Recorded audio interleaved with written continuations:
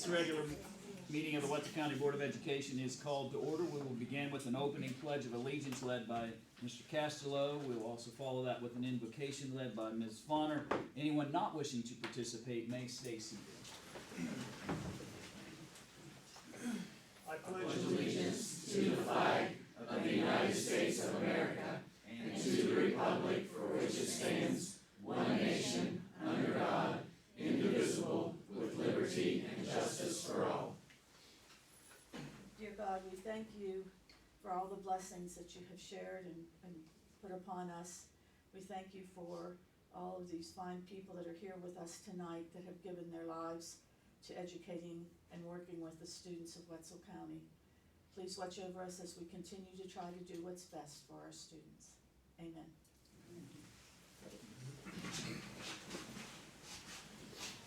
First item on our agenda tonight is the public hearing aspect of the proposed Wetzel County Schools budget for the 2022-2023 school year. By law, I am obligated to see is there any public comment as it relates to the budget. Not hearing any. The next item on the agenda is to adopt that budget for the 2022-2023 school year. Board members, any questions as it relates to that? Not hearing any, is there a motion? Mr. President, I move that we approve the Wetzel County School budget for the 2022-2023 school year. I'll second. It has been moved and properly seconded. Again, are there any questions or comments as it relates to the budget? Not hearing any, all in favor say aye. Aye. Any opposed? The budget is passed, and thank you, Mr. Lancaster, and your staff for your excellent work on that.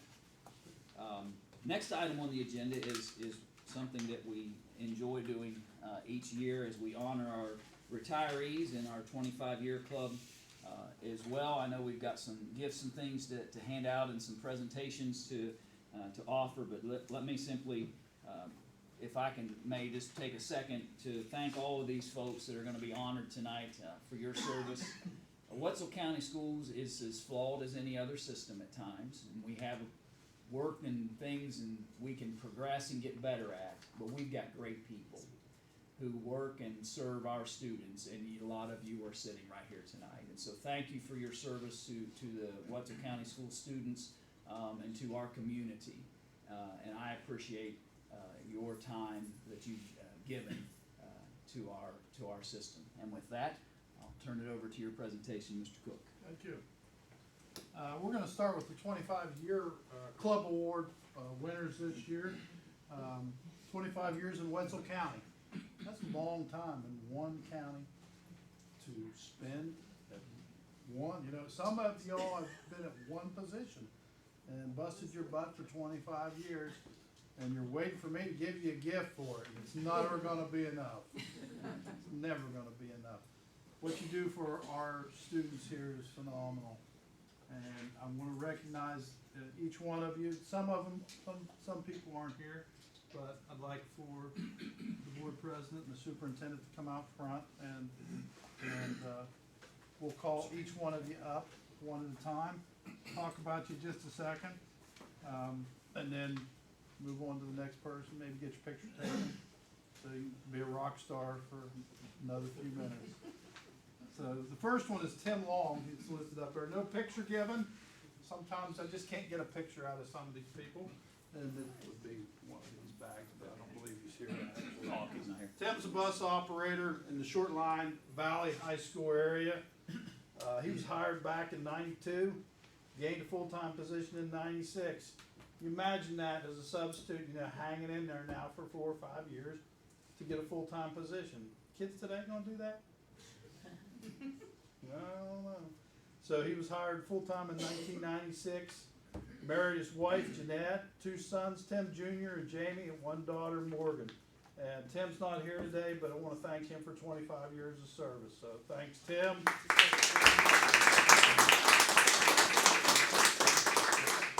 The next one's Christina Mccoy. And hopefully that's the next one.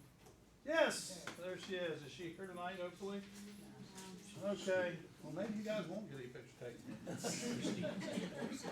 She's been a teacher aide out Short Line area for this year, but started working with children in '88 at the Randolph Air Force Base Child Development Center in San Antonio, Texas. So she's been at it for a while. After a station change, worked at Langley Air Force Child Development Center in Hampton, Virginia.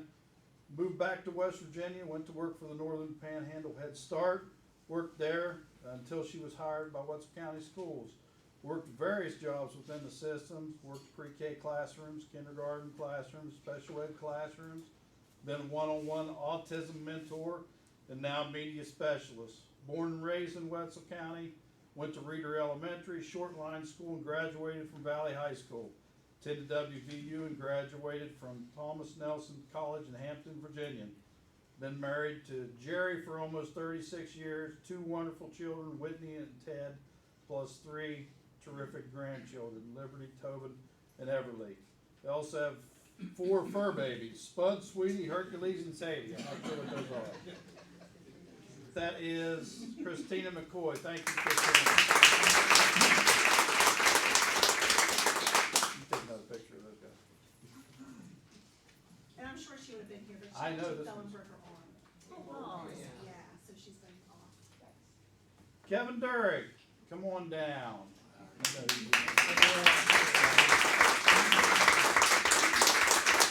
Bus operator in the Martinsville School, Magnolia High School area right now. Kevin, born and raised in Silver Hill, West Virginia.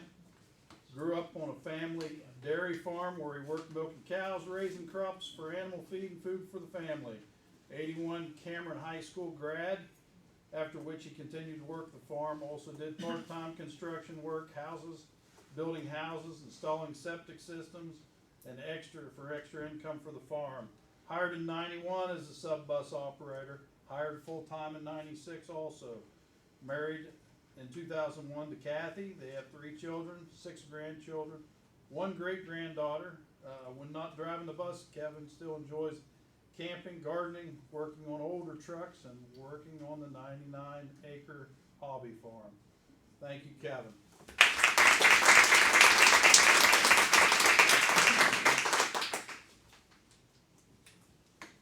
Next one's Carla Fluharty. Come on down. Pre-K special needs teacher in Long Range School.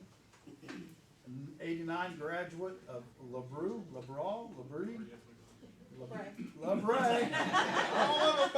I was getting close.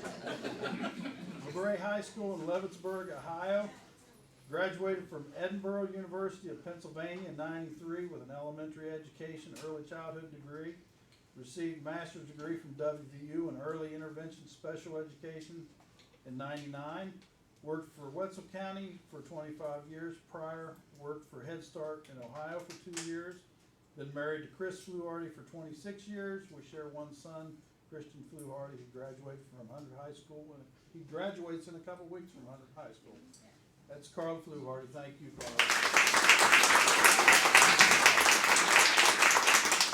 Joanna Velez.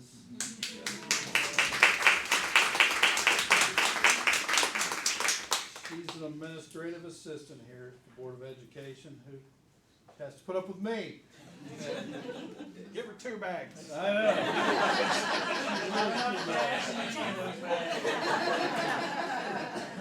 Graduated from Payne City High School. She's got an associate legal secretary from Fairmont State. Associates in accounting from West Virginia Northern Community College. Worked at Viking Glass in Snyder and Hasek. She's been a secretary at Long Drain from '97 to 2000 under Bill Jones, Robin Fitzsimmons, and Paul Houston. I remember that guy. Secretary at Payne City Elementary from 2000 till 2015 under Margaret Sign and Tammy Chambers. She's now a record certification benefits coordinator at the county office since that time till now. She worked under Mr. Yeager, Mr. Hiley, and myself. So she probably deserves 3 bags. Grew up in Payne City. She's got 5 sisters, 1 brother, 2 daughters, 2 granddaughters, 3 grandsons. Daughter Jamie out in Houston, and Jessica in Melbourne. Grandkids Ashlyn, Braden, Kyle, Gage, and Olivia. and she does put up with an awful lot from me. So thank you for being here for everyone, but especially for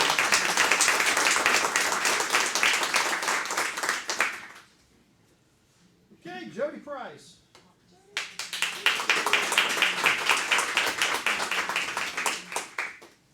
First grade teacher at the New Martinsville School right now. Was hired in August of '96 as a countywide preschool special needs teacher.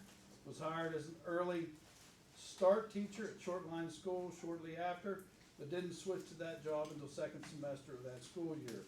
Remained in that job until August of 2006, when was hired as a first grade teacher at the New Martinsville School, where she's still at. Went to Magnolia High School and Marshall University. Boy, you're after my heart. I'm a single mom with one son, Connor Price, who is 16. Thank you, Jody.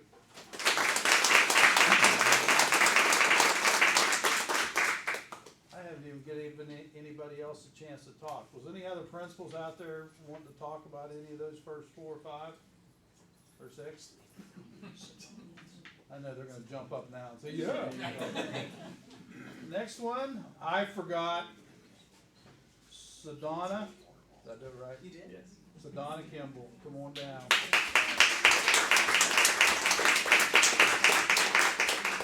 I missed her somehow and she called me out on it, which is what you gotta do. She's one of our current TIS right now, countywide. In this county, she's worked at the following schools: Long Grade, 100 High School, Payton City High School, Payton City Elementary, Magnolia, New Martinsville School, Wetzel County Technical Education Center. She's about worked everywhere. Prior to being hired in Wetzel County, was a substitute in Tyler and Wetzel counties. After graduating from Tyler County High School, attended West Virginia University for 2 years. In the summer of '77, got married, moved to Mercer County, where graduated from Bluefield State College. First employment was in McDowell County at a little country school called Crumpler Elementary. Is that correct? That's cool. Moved closer to home and worked for Ritchie County and Creed Collins Elementary. Moved back home and worked at Sistersville Elementary. Then became a stay-at-home mom and raised 3 children. When they were all school age, resumed my career, her career. I'm reading what she wrote me. You might catch that when I say I or my. I was a stay-at-home mother. At this point in time, I received my. You okay? At this point, she received her master's degree from West Virginia University. Later in the career, became a national board certified teacher. Congratulations, Sedona.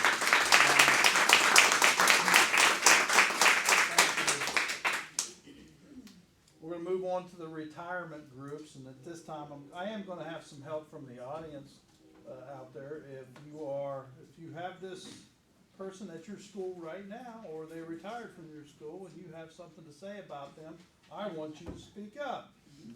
So the first one is Cynthia Mcsweeney. We call her Cindy, of course, but she has been our PE and health teacher at Shortline School. She is a dynamic teacher who has worked hard to provide our SLS students with pretty much a non-traditional PE classroom. She works to make sure it's interactive. It's something that they will continue to do and they love. It's not the let's run laps, to say the least. Her lessons have been designed for academic and physical growth. She's valued research on the brain growth and movement, and it's how it goes together. So she works really hard to make sure our students provide that. She has worked to make sure that our students have a walking trail around our school, so that even if the weather's not maybe a little rainy, it's wet outside, and after it clears up, they can go outside and still walk. And she's worked on our outdoor classroom. She has written grants to obtain non-traditional equipment for our classes, for our students, and she will truly be missed at our school.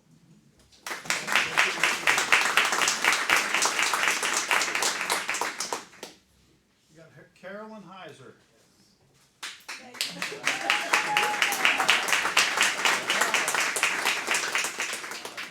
Come on down. Carolyn Heiser was a John Marshall and West Liberty State College, a Willing Jesuit graduate. She's married to Tim, and they have 3 kids, Rachel, Ryan, and Haley. 2 grandkids. Mrs. Heiser has taught at Valley High School for 5.5 years and at Hayden City High School for the past 6.5 years. She is a tremendous teacher that we will miss at Hayden City High School. She's one of the best teachers that I've had the pleasure of knowing. We will miss her creativity and knowledge in the classroom. She's become an expert in the STEAM slash STEM world for Hayden City High School, and I hope we are able to continue that in the future. She also helped us start robotics at Hayden City High School, which we had a very successful year competing for our first time. She's a natural in the classroom. I begged her not to retire, but she's stubborn. We will definitely miss Mrs. Heiser, but she has told me she will volunteer to chaperone anytime I need her.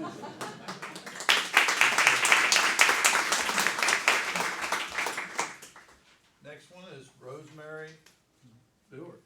I think I'm gonna walk tonight. You do. Well, Rosemary has, she's been a cook in our school. I can't remember how many years, but she's been a great person. And she really does, she would make the students feel extra special. She always would go around and make sure that during their birthdays, that we recognized their birthdays, and she would sing to every kid. And that really made that extra special and extra caring for those kids. She has truly loved them and would do anything for our students, and she will be greatly missed by our staff.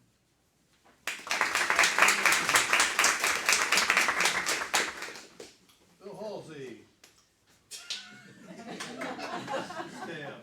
There you go. All right, Phil Halsey has been with Wetland County Schools for 29 years, and I had to call and ask somebody, but it's all 29 years have been at Shoreline School. And he retired from us in February, even though we tried to beg him not to. During his time at Shoreline, he's been willing to step up and serve as a lead teacher when both administrators had to be out, and that was he was always willing to do that, and that was such a blessing to the administration. He's very generous and very humble man who would help our students and our families in need without even being asked, and that was very important to him. He is also very instrumental in helping create our walking paths and our outdoor classrooms because of his, he spends many hours with helping us with the concrete work and stuff that he does on the side, so we will greatly miss him.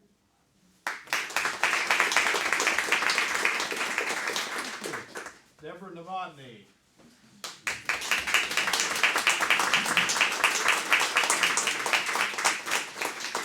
Special Ed Director, the Board of Education, where she retired from. Began to work for Wetzel County Schools in August of '78. Worked at Jacksonburg School as a special ed teacher for 1 year. The next year started a newly opened Shortline School as a special education teacher. Moved on to the board office as Director of Special Education after 13 years of teaching at Shortline School. Also Steel Valley High School graduate in Homestead, PA, is that correct? And attended Slippery Rock University, received a bachelor's and master's degrees there, and then completed graduate work at WVU. She is missed. Saying thank you, Deborah. She looks good, too.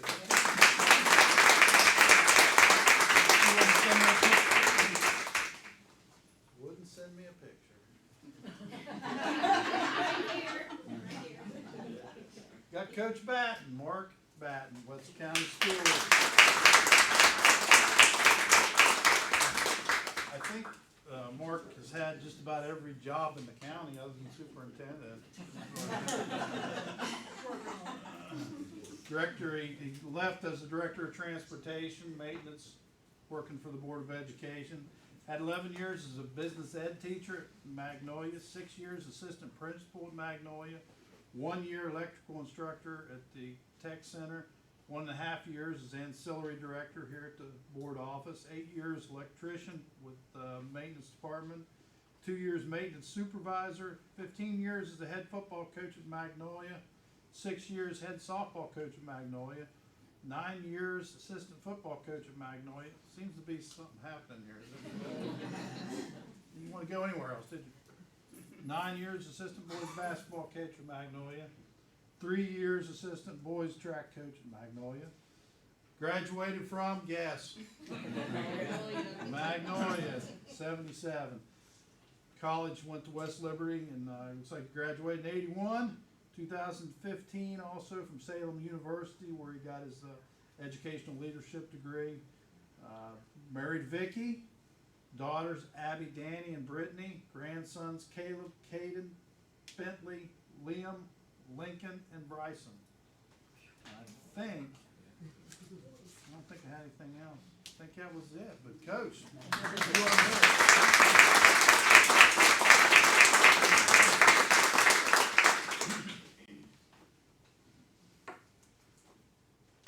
Pam Shockley. That would be Faye. Stole my thunder earlier. No, you're gonna do the same thing again. Pam couldn't be with us tonight. Mrs. Shockley has worked as a sign language specialist at Valley High School before coming to the Martinsville School to spend her career as an autism mentor with our special needs students. Always caring for those with challenges, Pam exemplified the word special. She was always the one who would step up and help others learn, whether it be a new aide to our building, a teacher, or the administrators in the building. She devoted many hours of her own time making sure the students felt special and had all the blessings each day. She and her colleagues have created very memorable times for the students and adults. She will be greatly missed by all.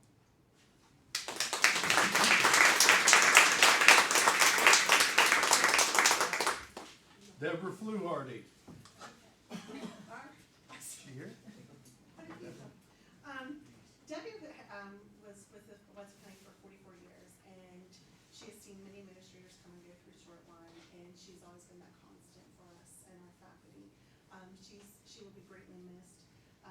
She was a graduate of Valley High School, and she's one of those people that if you need to know who somebody was, all right, or who somebody is, or how they're related in Short Line, she was always able to tell you that and give you that information. She had a big heart for our students and would do anything for our students and our staff. And one thing that she's always known for would be her love of chaos and making sure that the school was beautiful. She'll be greatly missed. You? Rosemary. Rosemary showed up? Yeah. Want to bring her up? Rosemary Brewer.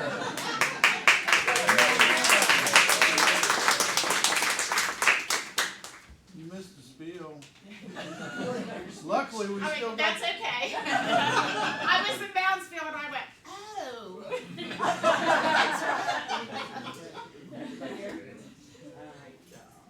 Deanna, you want to say it again? We'll just do a replay. Let me say it again, please. Yeah. Okay.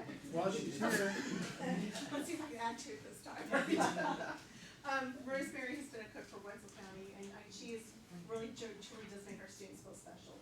She would make sure that during their birthdays, it's one of the things that she started. She would go out and sing happy birthday to all the students. And there'd be times we heard it several times in the day, right? Yes. Yes, but I can tell you what, those kids all felt I special. said, who started this? She started it, but I can tell you that made those kids feel special.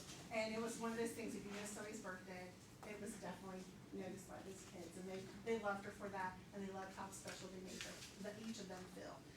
She will just greatly be missed, and she would do anything for our students, and we would miss her for that. Thank you. I have a story about Rosemary. Yes, I have. Yes. I'm glad you came, Rosemary. Rosemary's sons were notorious for playing practical jokes on their mother. She has lots of boys. One in particular would call her and say, "Mom, I got suspended. You know, I'm in a fight. Come and get me." So this, you know, was of course a joke. He wasn't in And a he fight. said, bring my homework, because I wasn't going to bring the homework. Yeah. So she shows up. She calls me, and she shows up. She said, "Was he suspended?" I said, "No." She shows up in a nightrobe. I was sick. Yes, in a nightrobe, and she gets the closest broom she can find at lunchtime, and she chases him around the lunchroom. It was one of my favorite memories of that. It was a crotch. Somebody had a crotch. And Yeah. you went like, I can't watch this. So yeah, she was providing entertainment and lunch before she was a cook.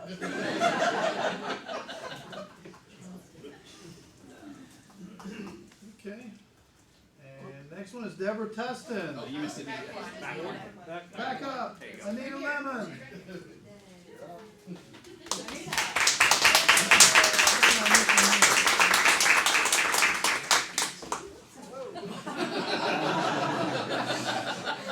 Great man.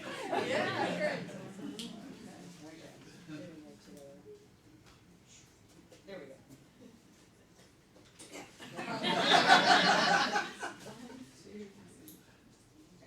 Okay, so Anita has taught 34 years at River and Woodsfield High School, 9 years in Wetzel County at Valley, and for the past 6 years at Payton City High School. She graduated from River and West Liberty State College. She's married to her husband Larry, who's with us, with one son, Adam. Mrs. Lemon has taught our students many life skills, which include baking, cooking, sewing, balancing a checkbook, having a budget, many different life skills that are needed in this world.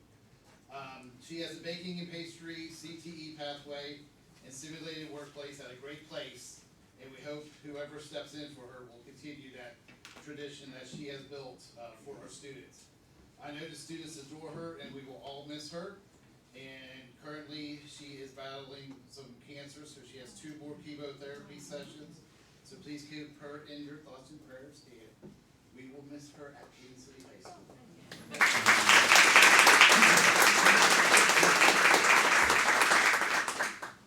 Deborah Tustin.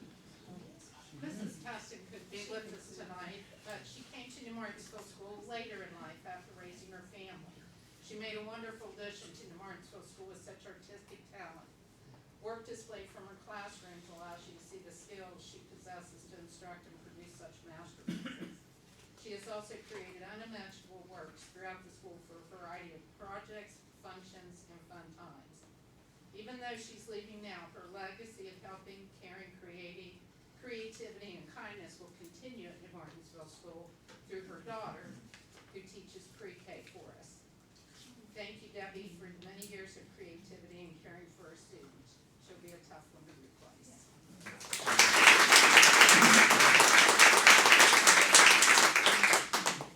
Alexis Robinson.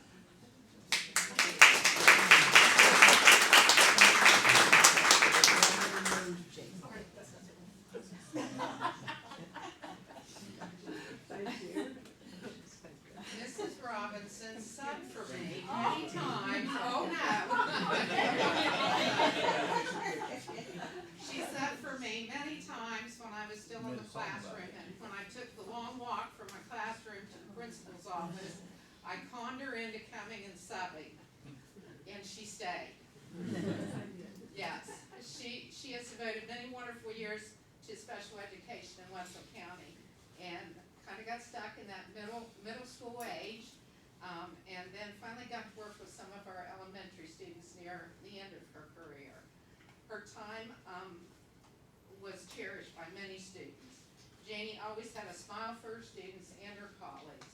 Her passion for teaching and love for people always shone through with her chipper, positive attitude.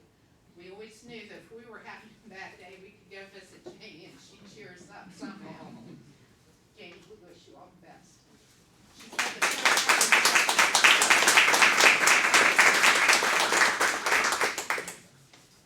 Ryan Crosman.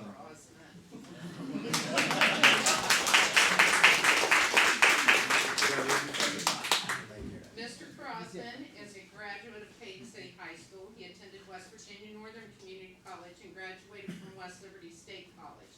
He received his master's degree from Salem Techio University and also graduated from the Institute of Children's Literature. He did his student teaching at New Martinsville School under the guidance of C.C. Edgell, Mrs. Linda Fauner, and myself. Brian's wife Sherry is the school counselor at Shoreline. His son Chase lives in Vienna, West Virginia, and his daughter Davy Ann lives in Astoria, New York. Both of them are graduates of Magnolia High School. Brian has spent all of his career at New Martinsville School, with the exception of one semester where he was a long-term substitute teacher at Long Drain School. He spent 3 years as a special education teacher before moving into teaching reading at the middle school level for the remaining years. Brian has spent 33 years at New Martinsville School with a long list of historic historical Wetzel County teachers. Each of those left a little more sarcasm than Brian held on to. He was known as the ukulele king, the old guy with the answers, and finally the sub that never said goodbye, which I am grateful for. His love and caring for New Martinsville School and the students, his peers, and of course the administration kept him holding on through the years. His laminated lesson plans were as precious as plastic in his wallet. Always the entertainer, coach, and teacher. Brian, we will truly miss you.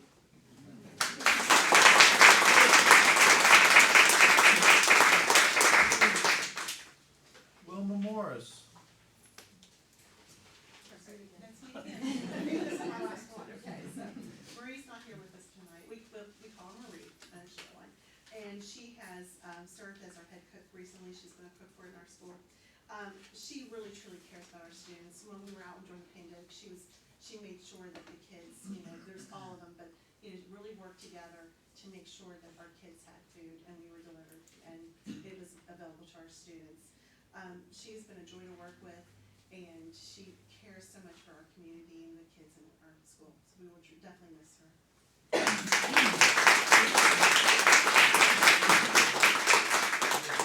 Thank you all. Thanks for the 25 years. Thanks for all the service to the students, staff, everybody that you've served here in Wetzel County. And I always need subs. I tell Sherry to bring with him to work every day. Just bring him. That's right. But thank you all for coming. Thank you, principals, for presenting. Turned into a pretty good outing. Make sure you guys eat the food that's out there, otherwise that's what we're gonna have to eat for the next week. And it'll be bad by then. So, thank you all. Thank you, guys.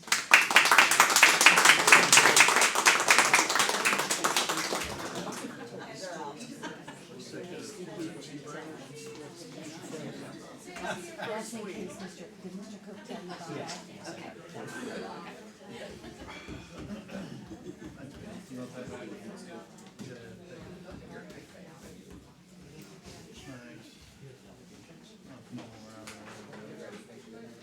Next item on our agenda tonight is a recognition for the 2022 West Virginia State VEX Robotics competition, and it was an amazing outing for a first-year school to be involved in that program.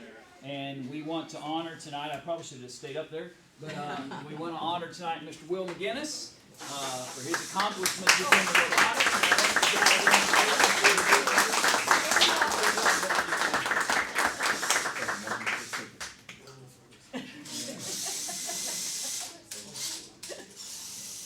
So Will, give us the minute-and-a-half version of how this competition would work. Can I say one thing? Sure, Karen, go ahead. Mr. Salvo gave me accolades for starting this robotics program. I was just a body that gave him the resources he needed to do it. It's all him. Yeah. It's totally him. Go ahead. So just like a match? Yeah, just a quick demonstration of how the match would go. So each match is 2 minutes that goes on. The first 15 seconds have to be programmed autonomously, as in I can't press a button on this controller to make it do anything. I have code that I have to write that tells that thing what to do. And people make it do all sorts of things. Ours goes forward and grabs one of these. These are called goals. We have to get these to our side as fast as we can. To be able to put rings, we have purple rings that are this big that we can put in those, on them, whatever. But after that first 15 seconds is done, the next minute 45 is all controlled by the driver, whoever your driver is. The last 15 to 30 seconds, depending on what competition you're in, if you look on the screen right there, the balance that you can kind of see are the robot sitting on, you can't touch that. If it is, it's an automatic disqualification. So your goal is to get either as many of the goals on that balance that you can, or your robot up there. and you get different point totals for each. And you had a very successful year in learning the ropes of how that process works. I mean, I remember watching the videos of like the first competition through to the last competition. It's amazing the progress. So I appreciate you, buddy. Congratulations.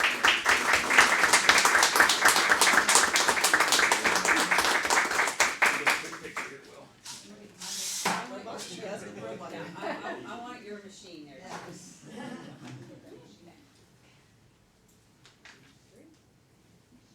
Anyone want to say, oh, there's other pictures?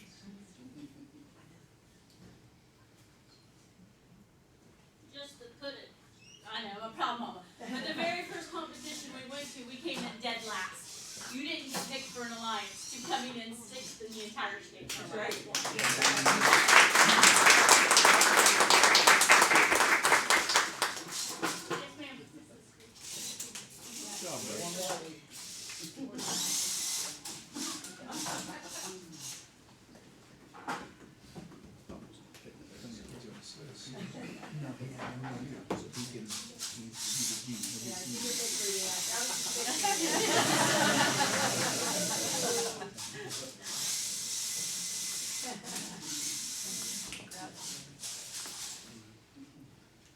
Thank you again. Next item on our agenda then is the Purple Star Awards, and the Purple Star Awards we've been working to get all of our schools involved. This is a program where we try to get our schools to engage our military families and to be of help and assistance and encouragement to them, especially when they maybe have family members that are deployed. And we have been working to get all of our schools involved in this program, and we have accomplished that. And so thank you, Mrs. Wells, and all of your staff, and Mr. Cook, I know, was spearheading these programs. But now that all of our schools are Purple Star schools, that means Wetzel County Schools is a Purple Star county. And so that's a great accomplishment. I appreciate all the work and hard work that has gone into that. And so, Mr. Cook, you're welcome to speak to that as well today. Okay, thank you. Long Drain School, you out there? Mrs. Snyder, she's been the go-to person for Long Drain, and Hannah Rocks, she here, or Mike Herrick, was the go-to person for Short Line School. We do have a banner that for each one of the schools to be presented. This one is for Long Drain. There you go. Thank you. That's all right, I'm gonna make a mess too.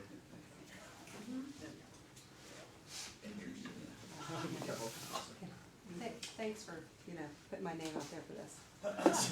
She told me you volunteered me for it. This is the second Purple Star Award that was given in West Virginia. The West Virginia Department of Education and Common Ground Partnership announced the second class of West Virginia schools receiving the Purple Star Award. The Purple Star Award recipients are schools and districts that have committed to providing dedicated support and services to students of military families. Purple Star Award recognizes schools making a focused commitment to meet the needs of the military-connected children by identifying a trained military family point of contact, linking to resources on their homepage, completing a minimum of 2 military support activities, and submitting a localized plan of action. Their commitment provides a foundation for students of military families to develop productive academic lives and to be part of a supportive community. Last year, 130 schools earned this distinction. Brooke, Kanawha, Pocahontas counties were honored for having 100% participation amongst all their schools. This year, 70 more schools have received the Purple Star Award, bringing the total to 200 in West Virginia. Cabell, Marion, Monroe, Putnam, Tyler, and Wetzel counties have also earned the 100% participation this year. The West Virginia Department of Education is providing all Purple Star Award schools with the banners to recognize their commitment. And this is the Wetzel County Purple Star. Board members, if you would, I think that would be something that all 5 of us I maybe agree. should get behind that banner if you would. So board members, if you come and grab a picture with me, please.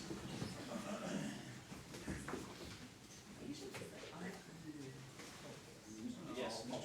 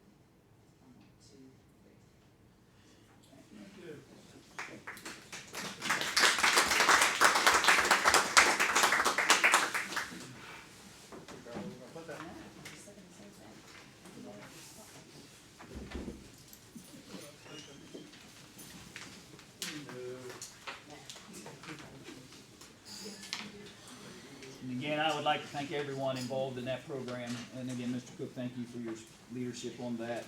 We think it's an important aspect of what all of our schools can do to help our military families. Thank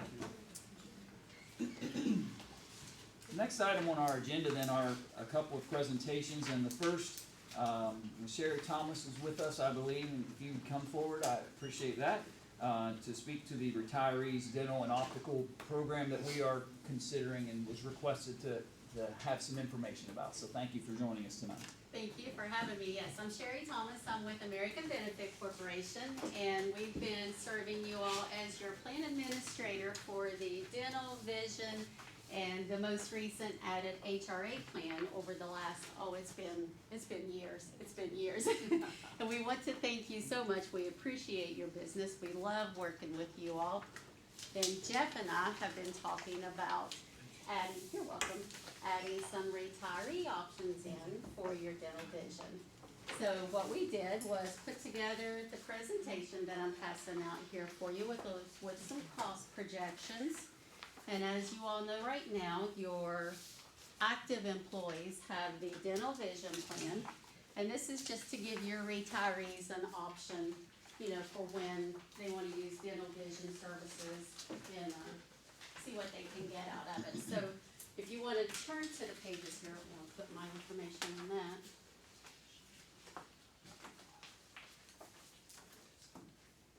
The first page is just basically some questions.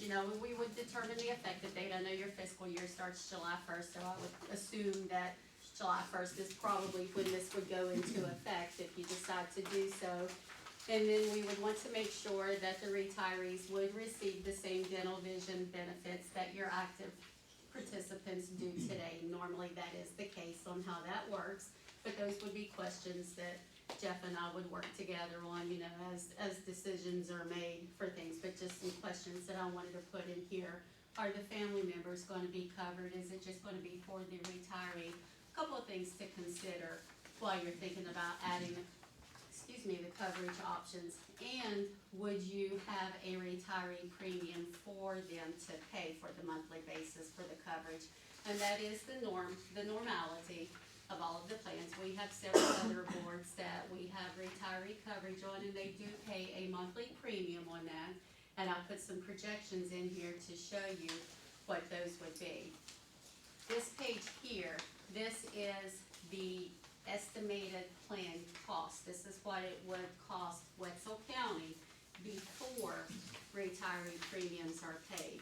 I did estimate these high because your first year, your utilization is probably going to be a little higher than what you would expect because it's new coverage to them. Hopefully they're going to take advantage of it and go out there and use their benefits. And then as maybe the second year, third year, it's going to plateau a little bit. So your costs are going to come down. But again, I did estimate these on the higher end of the range. You can see that for a dental retiree only, the plan would incur about $60,000 to $80,000 per year. If you add family members in for the dental, then you're looking at about $90,000 to $110,000 per year because it's really only spouses, the retiree and the spouse at that time. You don't have a lot of dependents on the retiree coverage. And then if you would do vision for the retiree only, you're looking at about $15,000 to $20,000 a year. And then if it's for a vision family, then you're looking at about $20,000 to $30,000. And that's not additional on those family costs. That's including the retiree with that. Sherry? Yes. I'm sorry to interrupt, but just so they understand, I've seen this before. Yes. This would be the cost if there were no premiums paid. If there were no premiums, Correct. yes. This is before premiums. This is straight estimated claim cost right here to the plan. And then the administrative cost would be about $8,000 to $9,000 a year. And the administrative cost is only going to be incurred on any retiree that elects into the program. It is not billed across the board for everybody. It is only on that particular retiree that comes in. So that cost could even be lower than what the projections are on here as well. It would just depend on how many retirees would opt into it. On your next page is the estimated retiree premiums that we would suggest that you charge for this on a monthly basis. If you're going to do just for the retiree dental, you would look at about $30 to $35 a month. If you're gonna do the just retiree vision, then it's gonna be about 15 to 20. If you're gonna do family dental, 70 to 75, and family vision about 22 to 27. For just the totals at the bottom there, if you wanted to do just the retiree dental vision, then you would look at about a $45 to $55 range for the premium. And then if you were gonna do family dental and family vision, then you're looking at about $92 to $102. And those are always flexible. Those are at the discretion of what you all would want to charge. You can go higher, you can certainly go lower. It's all about what you would, what you want the retiree to pay. And I did put a cost sheet in here for you.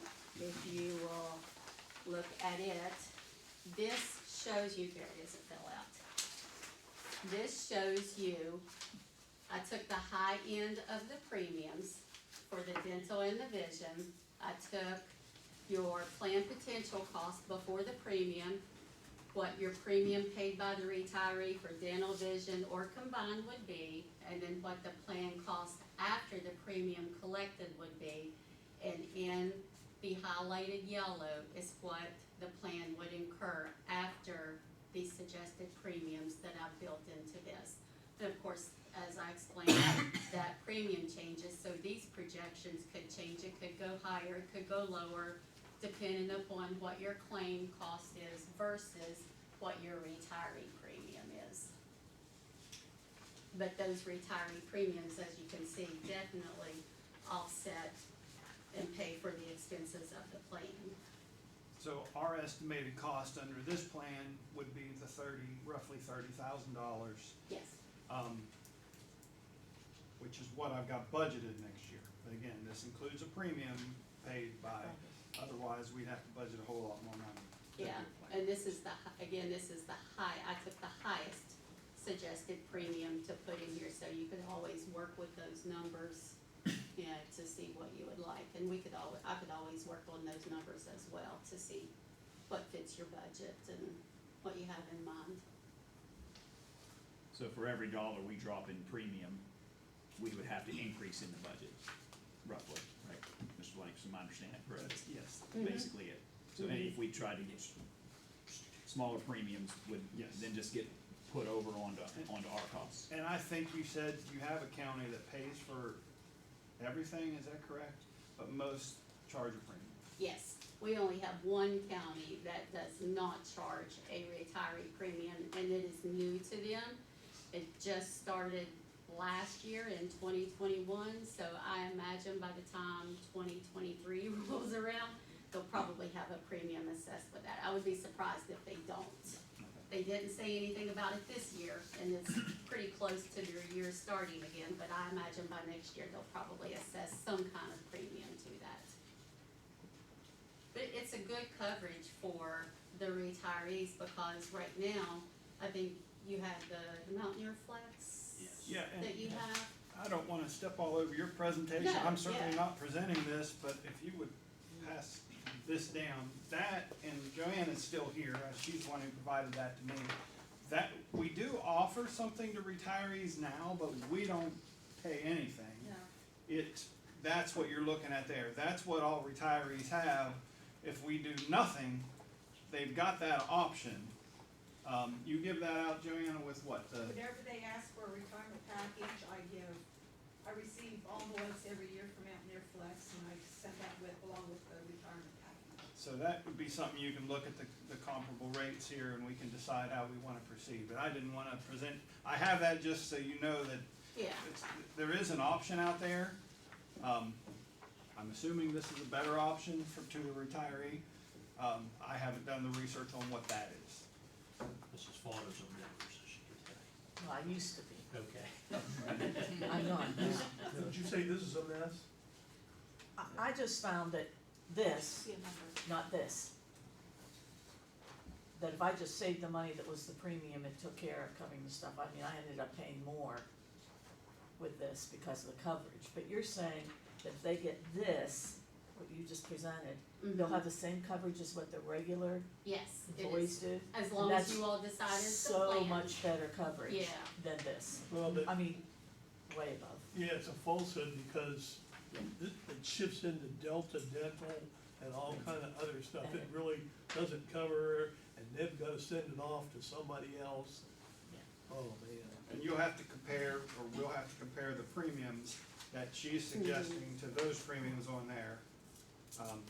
But that, just wanted to make sure everybody's aware with what's on the table. Right, Well, and I yeah. think with the retirees, we need to make sure we say that, yes, this may be more than what's on here or about the same, but this coverage is far above what that is. And board members, and I'm just trying to make sure I do my job right here. Let's make sure we're just asking questions about what she's presented to us, Okay. because if Absolutely. we start debating it, because it's not on our agenda, we can add it to an agenda in the future to discuss the merits. But if you have questions, I'm glad for you to ask questions concerning her presentation, but we do need to be a little bit careful about discussing the procedurally, So the whether question the though, merits- this will be the same coverage that current Yes. ones do. yes, is that's fine. the Yes, answer. it is the Yes, same that question, coverage, that's a fair yeah. question. And I'll tell you a little bit about the billing process that we do. So if the retiree does opt into it, we would send them an introduction letter, and a copy sample of that is here in your packet. But we would send them a letter introducing the program to them, telling them that they have the choice to opt into this plan.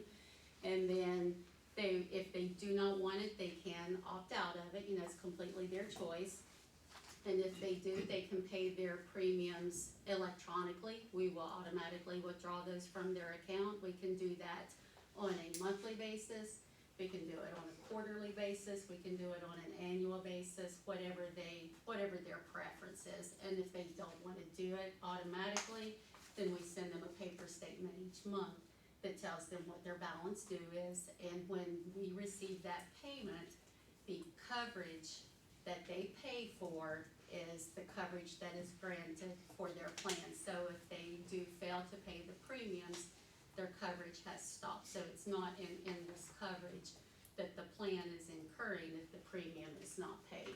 And if they come back and, you know, if it's been a couple months and they have a lapse in coverage and they want to catch that up, we would of course come to Jeff and ask if there's any exceptions that the plan would like to make to allow them to catch that up. And we would not pay any claims with a gap without having that gap paid for as well. So it is completely up to the retiree to determine, you know, how they want to pay. Do they want to pay it? They can stop whenever they want, you know, it's all their discretion.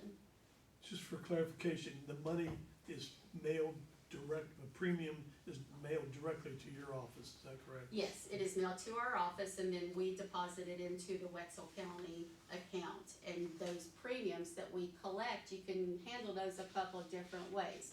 We can let them build up into the account and then Jeff says, hey, make us a transfer over into the account here, and we do that within the bank. Or you can use those premiums to offset the claims cost on any future claims runs. So you have a choice on how you wanna handle those premiums. You can let them build, and we'll show you an account balance report, a deposit report, show you how much you're collecting each month in the premiums. So you can see that in turn to how much you're spending out on the claim cost as well, to determine what you wanna do with those premiums. And how many counties are doing this right off? That have that offer it to the retirees. We have 23 counties at ABC, and out of those 23, I think about 14 offer retiree coverage. And there might be other companies that provide them to some of these other counties, but that's Yeah. what you have. That's what we have, yeah, that's what Right. ABC has. But Yeah. the county's familiar with your operation and things, so there's not really any reason to not consider. Yes, that American Benefit has handled our dental vision forever. Yeah. And when we started the Benny card, they handle our Benny card as well. Yes, and that would be something that you would want to think about too, you know, if they opt into the dental vision, do you give them access to the HRA too? So that would be questions that we would cover later on as well too. Yeah. Board members, any other other questions for the presentation? So the benefits card would be a possibility. It could be a possibility tied into it. Mhm. I'm very pleased. It's something that this board's been wanting to do for a while. Good, very good. I think it would be I seamless think it to would the be something that retirees. would help our people who have dedicated their lives to education. People in the classroom, or driving the bus, or working in the kitchen. And if they've been retired for any length of time, it's very difficult for them to be able to afford to go to the dentist or the optometrist. Right. This would help them. Can I ask a question? Yeah. Who will be responsible for the enrollment? Do they do it on their own, or is that something that will be sent to us and I would have to do it? We could handle it either way. We could set it up to where they send us the enrollment and then we let you know who has enrolled, or if you wanna take that one, we could have the enrollments returned to the office and then you tell us. It would completely be your preference. We don't mind either way at all. Board members, any other questions to the presentation? Mrs. Wells, not hearing any other questions, could we add to the first, meeting in June? Yes, sir. A discussion action item, as it relates to whether this board would like to add, retirees to our, dental and vision plans. Most certainly. Thank you. Ms. Thomas came from Cross Lanes tonight, or today, Yes, so Cross you've got a Lanes. long drive ahead of you, thank you. Thank you all. Thank you. And if you think of any other questions at all, run them back through Jeff, he'll bring them to me, we'll answer anything that you have. Thank you. Thank you all very much. Thank you. Thank you. Bye. Thank you, again. Next item on our agenda is, another presentation of the School Improvement Initiative out at Shortline School. And, I believe we have several of our staff members. Great to see you, Mrs. Sign. Mrs. Sign was my, first grade teacher back in the day. Fifth grade. I'm sorry, you're right, you were right. I'm thinking Mrs. Sign. Fifth grade teacher and Frank Richards, fifth grade teacher. You were my principal, so. Anyway, thank you for coming tonight, and thank you, Dr.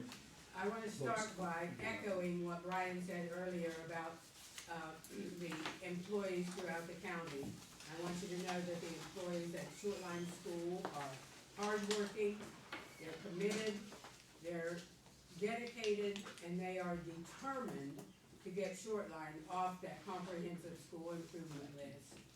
They've been working very hard from the beginning of this year, teaching the standards, making sure that our students are going to do better on the GSA than they did in the previous years. They have tried a number of strategies to convince those chronically absent students and their parents that it's very important for them to be in school on a regular basis. And I can tell you it's a huge challenge. But Dr. Emsch and I are able to provide additional support for them for the last couple of months. We were able to break down several of the state reports. We were able to survey the teachers and gather and organize some information that will be helpful to them, and to help create a plan that's going to provide continued improvement. Now, Dr. Emsch and I have both confessed to being geeks, because we love looking at those numbers, we love analyzing the data, we like making the charts and the graphs. We get excited when the teachers come to us with suggestions that are going to help with the plan we're doing. We get really excited when they come and tell us that they tried a new strategy and it was successful, and they share that with others on the staff. We get excited when they say, we need additional staff development on a certain thing. So we've been very, very pleased with the work that we've done with it. Dr. Emsch is a technology guru, and he's able to take all this information and put it into a user-friendly format, and he's going to share that with you in a minute. But I just wanted to give a word of advice to any of you who've never worked with Dr. Emsch. Fasten your seatbelts. His enthusiasm is contagious. Thank you very much. Jo Beth gave you all a folder. In the back of the folder is a nice, beautifully bound copy of the Special Circumstance Report on-site review from the Office of Support and Accountability from the State Department. Mrs. Stein and myself have put together the Reader's Digest version, so you can put this to the side and read this at your leisure. And if you want to, please direct your attention to the either one of the screens. As you know, the report was broken down into 7 different standards, and those are going to be listed at the top of every screen you look at. You're going to see some different colors on every screen. The black means that it was a finding and a suggestion. The red is a non-compliance and corrective action. If you see green, that means we're going with it. That's an improvement that in the 36 days we've been there, that's something that was currently in place. Blue is beyond blue. That's something that we'd like to start next year, okay? So standard number 1, ladies and gentlemen, was a clear and focused mission. One of the findings was the strategic plan with core beliefs was not evident when interviewing stakeholders. Their suggestion was to reinforce the school's mission statement as well as the core beliefs. Also, they found to improve attendance goal, the staff could not articulate the targets or the action steps that were in place to have the students actually show up and get their feet under seats. One of the suggestions was to review the strategic plan with the staff periodically and to make sure the action steps and evidence are all research-based. Now the green, okay? The school motto, core beliefs, values, and mission statement have all been distributed to the teachers, and that's reinforced at all of our staff gatherings and meetings. The attendance teams meetings called HERE, helping everyone reach excellence. They're utilized to view student data and to reach out to those parents and who are the parents or guardians of the students who are chronically absent or have missed 2 or 3 consecutive days in a row. The leadership team also utilizes data to write the strategic plan. It will also be reviewed quarterly throughout the upcoming school year. And also there's a program out there currently called the Brag Tags program. We're going to use that to help increase student buy-in, that their attendance is important at the school. Even though that they could make up the work, they are missing instruction. Some of the Beyond Blue things we have going on. Giant posters with mission statements are already made. Next year the students will sign them and they'll be displayed in the student section of the building. That's to help reinforce the values and beliefs that all the students are part of our school ecosystem. All students have a voice and all students are valued. Also, all staff, we are working on sharing the belief that all of the students are ours. All right, if I teach 1st grade, that's not, oh, that's an 8th grade problem. No, that's a student at Shortline School. That's my student, okay? As a former music teacher out there, I had every single kid, so this was very, very, very almost second nature to me. I realized some people, when they get into that 20 by 20 building space, they kind of get in their own little world. So it's one thing that we are working towards, and that's why it's in blues for next year. And also, engineer earnings school-wide, that's an attendance incentive program that we'd like to look into starting. Standard number 2 was instructional leadership. Again, the black are the findings, the red is a non-compliance. Lack of communication is causing frustration.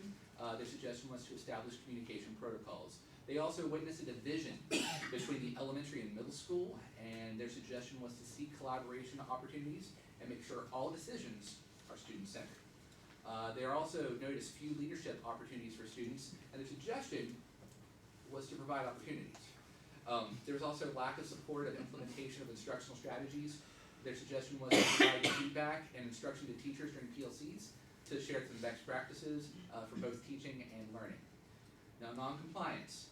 The leadership team did not utilize school improvement process, and that's in policy 2322.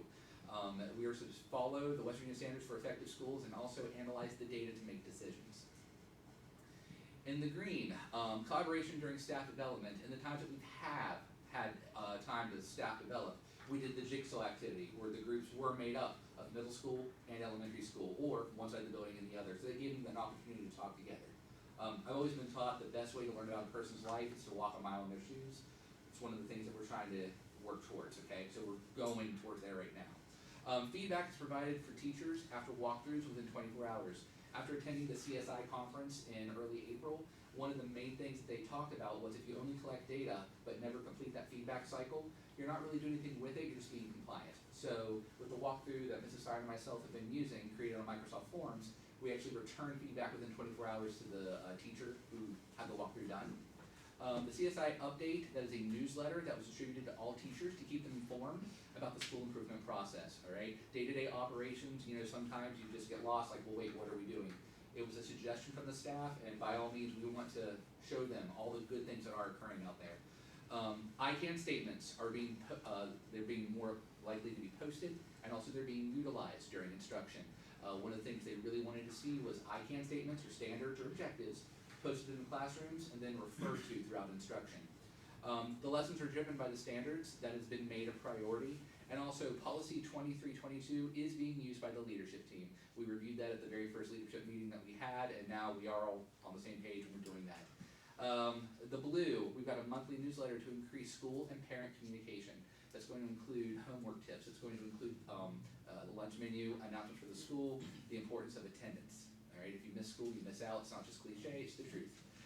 Also included in teacher PLC meetings for better communication for collaboration. Right now it's set up just grade level wise, and also we're having a middle school PLC, and the only subjects that are present are ELA and math. So next year, thanks to Wetzel Wednesdays, we're actually going to get a chance for all of our teachers to come together and be on the same team. Implement various student-led jobs around the school. The staff's working together to compile a list of those leadership opportunities. So not only do we have the kids there and we reinforce that with the motto and the core beliefs, but also they have ownership and they have a part of the school.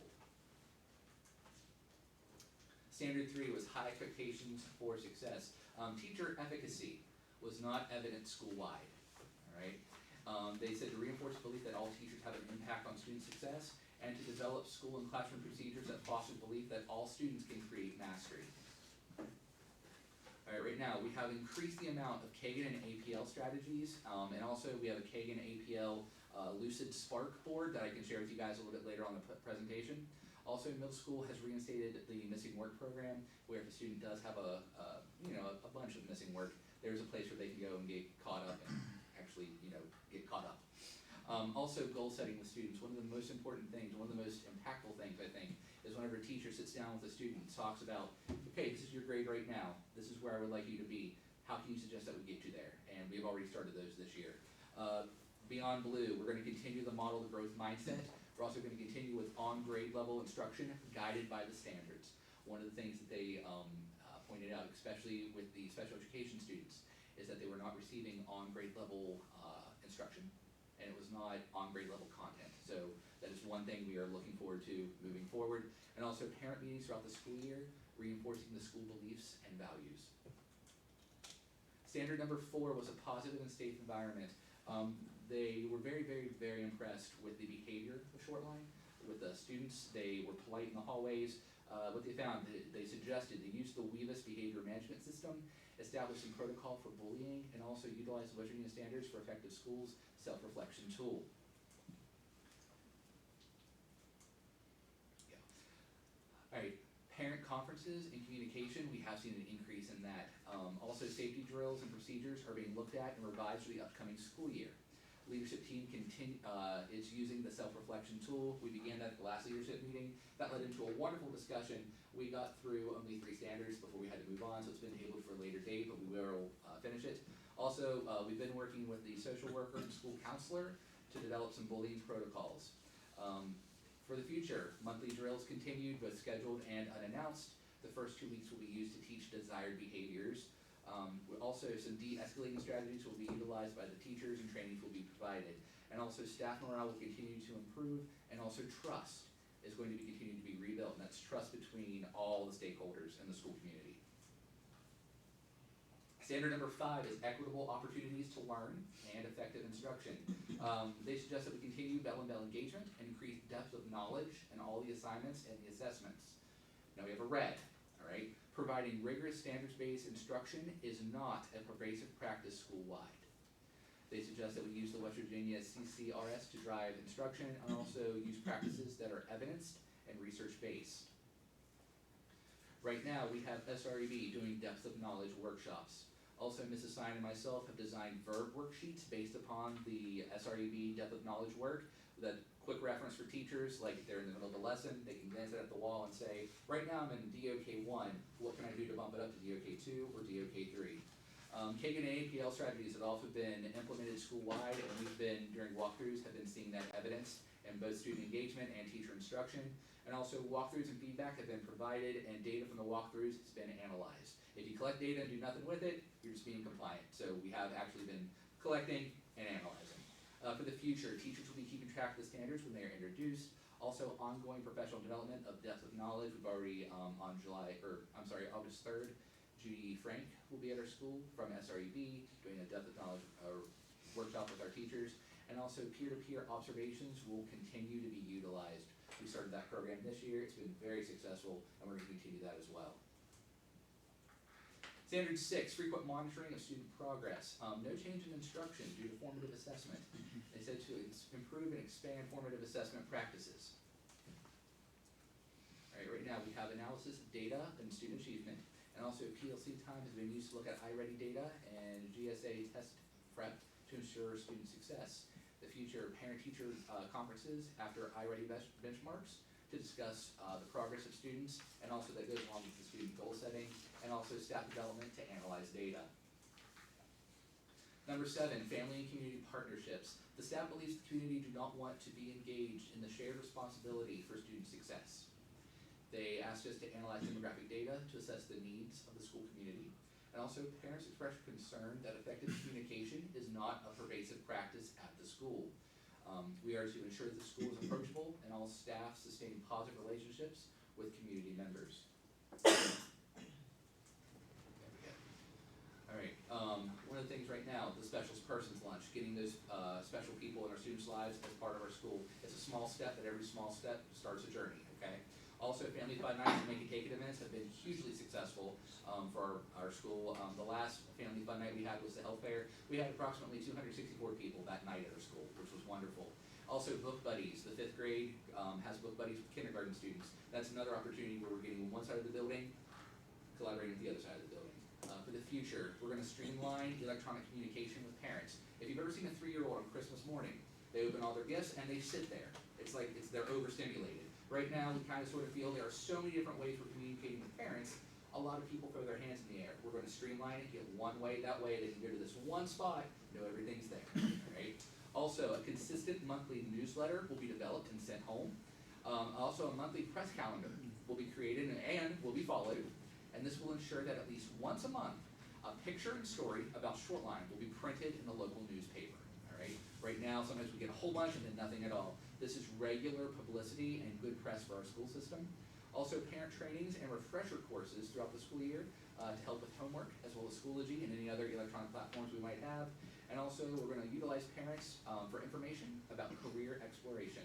One of the main things that we're looking at in this upcoming school year with our 6th grade students is career exploration and the 16 career clusters. We have some wonderful people in our community. It's local. We want to get those local people in there to talk to the students about what this is about. Standard 8, comprehensive support and improvement process. CSI grant activities were not consistently monitored. They suggested we improve communication between central office and the school.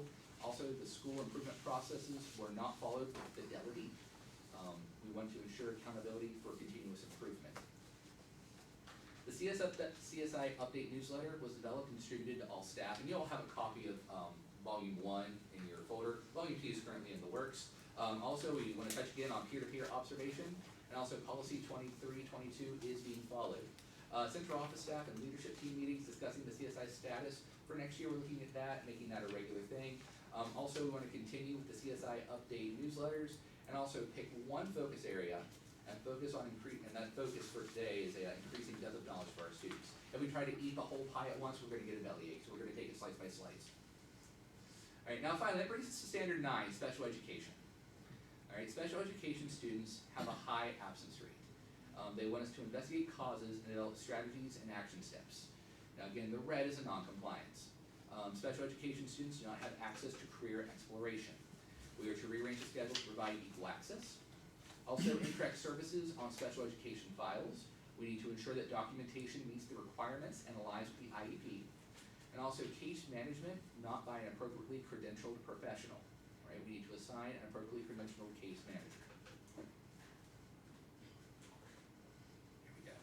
All right, demographic data has been analyzed by the leadership team for all students, and that's going into our strategic plan. The schedule for next year allows for all students to have career exploration classes. Documentation has been aligned with the IEPs, and also case management by a properly credentialed professional. We got the list today from the State Department, and that's in the process of correcting that. We're also going to, for the future, continue to monitor documentation, continue to monitor case management, and also the schedule will ensure all students receive career exploration. So this was a lot to digest for all of us. All right, so what Mrs. Stein and myself came up with is we did an activity on Lucid Spark with the staff. As you can tell, the staff was divided into 3 separate groups. Below that, you do have a schedule. This was a 3-week process. Week 1, they scheduled 1, 2, and 3. They looked at standards 1, 2, and 3. Week 2, 4, 5, 6. Week 4, 7, 8, 9. So at one time per week, one staff member was only looking at 3 standards at a time. Their job was to post one post-it under one of the standards about a suggestion of how we could improve.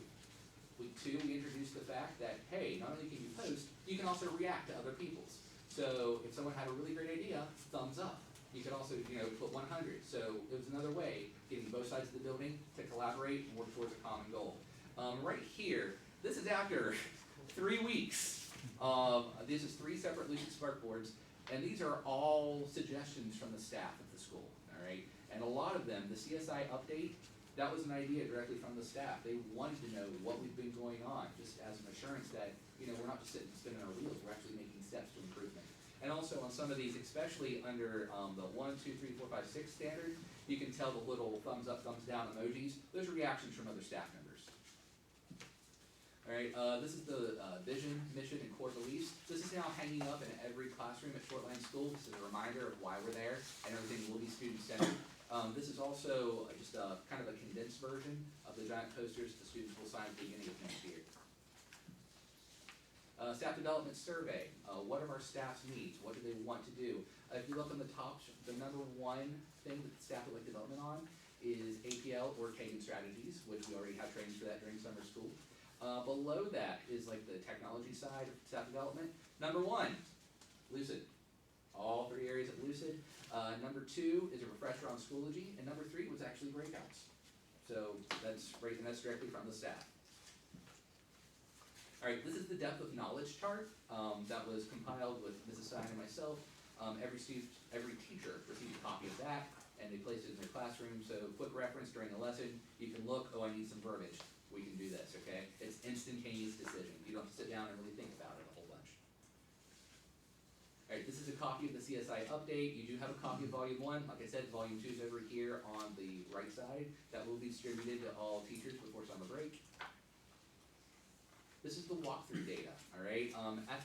One of the main things that we looked at is how are the students learning, if the ICANN statements were being posted, and the main method of instruction, all right? And I am happy to say, whenever we started out, it was direct instruction. After round 2 of walkthroughs, that has shifted now, all right? You're starting to see a lot of the student-centered, hey, we're working in small groups. It's teacher-led, but we're working in small groups and more time for collaboration. So a lot of those APL and a lot of the Kagan strategies we're seeing being implemented, and that's helping to increase student understanding. Right here, speaking of APL and Kagan, we wanted to make sure they were being implemented, so this is another Lucid Spark. Anytime that a teacher used a Kagan strategy or an APL strategy, they were asked to post it up there so we could see what strategies are being used, and also their initials are beside it. One of the main things we're seeing with Title I Math is Rally Coach. I believe at the last staff meeting, we had several people say, how can I use Rally Coach in my classroom? Yet another way we're getting both sides of the building, communicating and talking and collaborating. All right, so what's next? We had a wonderful meeting with the State Department last Friday, all right? It was, and I'm not saying that tongue in cheek, it really was wonderful, okay? One of the next steps that we have to do, this right here is from Microsoft Planner. There are 21 different tasks, okay? Under each task, there's about 2 or 3, sometimes 4, different pieces of evidence we need to submit that we are making progress and that we are working towards our goal. So right now, myself, Ms. Ammons, Mrs. Stein, I believe Mrs. Standiford, and also Mr. Kimball. I think you all have access to this as well, so you can also check in on us. With the special circumstance report, in October, Matt Hicks has to go before the state board and let them know about the progress that we're making and basically deliver kind of sort of a state of the state of Shortline School. If we make really good progress and they're pleased with it, then we move on. Even if we don't have everything in place, but we have a very good plan for the future, he said that he feels good about it, we can move on. this is all very promising. I don't know if you all can tell, but looking through some of the items that we need to post evidence for, I believe the comment last Friday from Mr. Hicks was, well, you just did our October report for us. So they were very, very, very receptive to everything that's been done. They were very receptive to the way the staff is already working together and actually working. Yeah, absolutely. Good. Yeah, so I think, yeah, that's everything I have. Do you all have any questions for any, or all three of us, or any of us? Any questions? Are you gonna have Well. opportunities this summer to work together as a faculty, hopefully in August?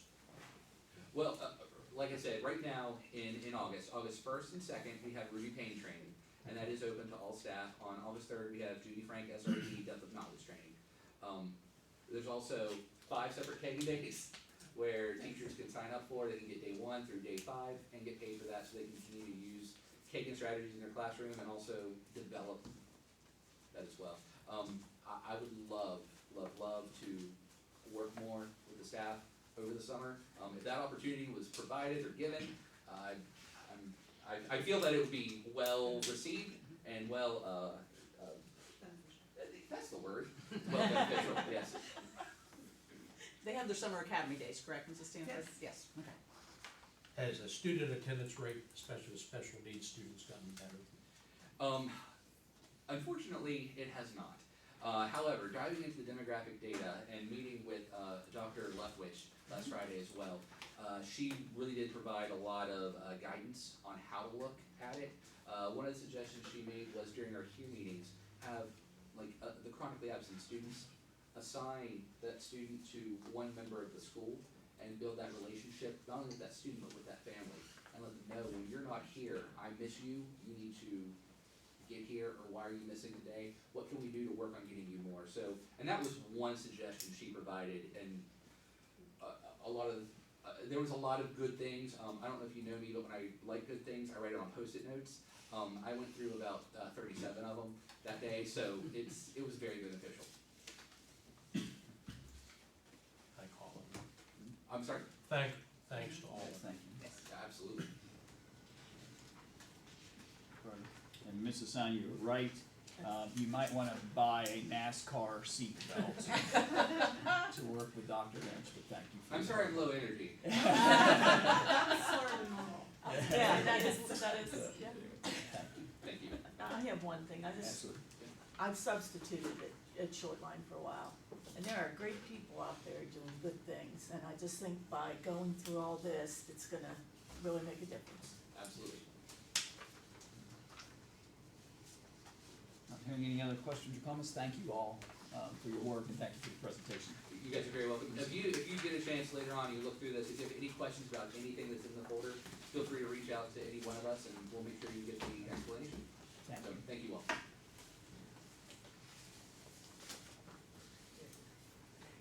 Next item on our agenda would have been delegations, but I don't believe we have any tonight. We're late to be asking for that. It's an odd thing, but anyway. The next item on the is superintendent's information. Anything for us in this? Yes, I would first love to say thank you to Shortline School. The quick turnaround that this school has done in the past few months, and the attitude, the energy that's going into fixing the issues that were found in the special circumstances review. I'm energized when I walk into the school. I see lots of smiles, lots of great education going on in the classrooms, and a very energized administrative staff. So I'm very happy about that. And many thanks to our school improvement specialists and the administration at that school. So thank you, Shortline School, very much. Next is I'd just really like to talk about our 25-year clubs, the talents and the contributions these people have given to us, and how nice it was to have them there, have them here this evening, and I just think it's really a nice opportunity for us to honor their commitment and their dedication to our school system. And as far as the retirees, I wrote here, we have so many colleagues and friends. Of course, the older I get, the more of my friends and colleagues are retiring. And they have given so many years of service to the child. And each way, one of them has furthered the cause of public education. I mean, that's when you think about that, and how many years of that kind of thing we have if you take each one of those contributions individually and add them up then, year to year. And they've helped shape the character of our students. And how important is that when you have people that have worked to develop the character of young people. And one of my friends, and I think I've said this before when I taught in Baltimore, he said, I teach because I want to be immortal. And I said, Jim, what are you talking about? And he said, I'll die, but my example and my education will go on. He said, their kids, then their kids. So think about each of the retirees and how they will be part of not only Wetzel County schools forever, but they will also be part of our culture and our state and our world forever. So it's exciting for them. They get to pursue the enrichment of their next stage of life, and it's very sad for us because we're going to miss the expertise that they have given to us and the friendship that we've had over all of the years. So I'm very thankful for them. I also want to say, how cool is it? This is my favorite week of the year. And it's not because it's the last week of school. You know, I work all year. That's not why. We have Wetzel County seniors who have been learning and preparing to go into the world and make their mark. And how fortunate we are. And I like to say that we're blessed to get to travel the county and witness 4 graduations in 3 days. It's a whirlwind tour. It begins this Thursday and it culminates on late Saturday afternoon. I just pray that we have all helped them somehow have a focus and a mission as they go on into life. I know that our schools and our teachers and everybody on the staff has worked really hard to help them adopt methods to go out into our communities and be great citizens. So I'm just very excited about this. And while, once again, like just with our retirees, these ceremonies are marking the beginning for these kids. And for us, it's bittersweet because it's an end of a journey of this student who came to us in Head Start, pre-K, 3-year-old program, whatever, and they are walking across that stage and getting that diploma. So what a bittersweet time for those of us in this profession and for the parents of these students, that these beautiful young people. We're very blessed that we have parents who have given us the opportunity to impact the lives of their children. So I'm excited about this week, looking forward to Thursday night and getting this ball rolling and watching those beautiful young people go across the stage. And that's all I have. Thank you.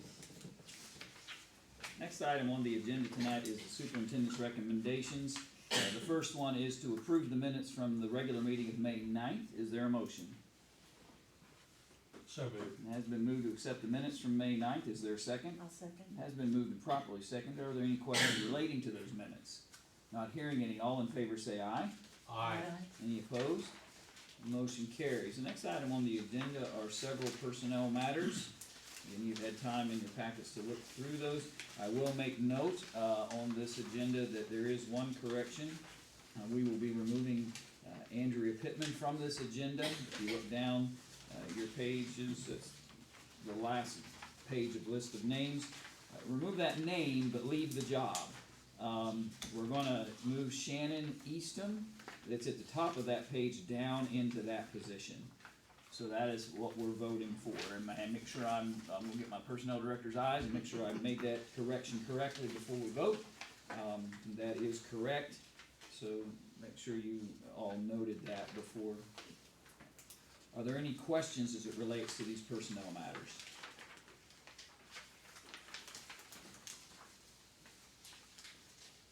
With Shannon Eastham, then the other post is, Will still be available if we need that position okay, filled.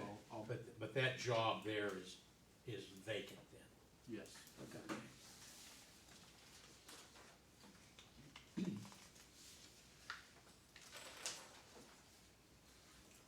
Any other questions? Is there any consideration, I noticed that toward the end, college summer laborers, do we have some supervisory position for those people? We're spending $80,000, I believe that's correct, isn't it, Mr. Lancaster? That's right. We're spending $80,000 on a program, and I just wonder if there's somebody that oversees those in some manner, the people that are employed. And that's not throwing anybody under the bus in the past or the future, but questions have arisen. Yeah, we hire them and they're then assigned to buildings. Principals are in charge of those students in those buildings. So the principals are the They're the supervisory, and they're, first, they're their first, line for any type of communications.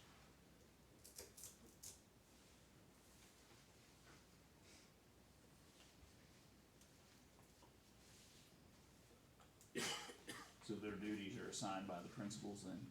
Correct. Okay, is that what you're driving at, Mr. Cashler, do you have further questions? maybe just, I'll leave the matter just as it is right Okay, now. okay.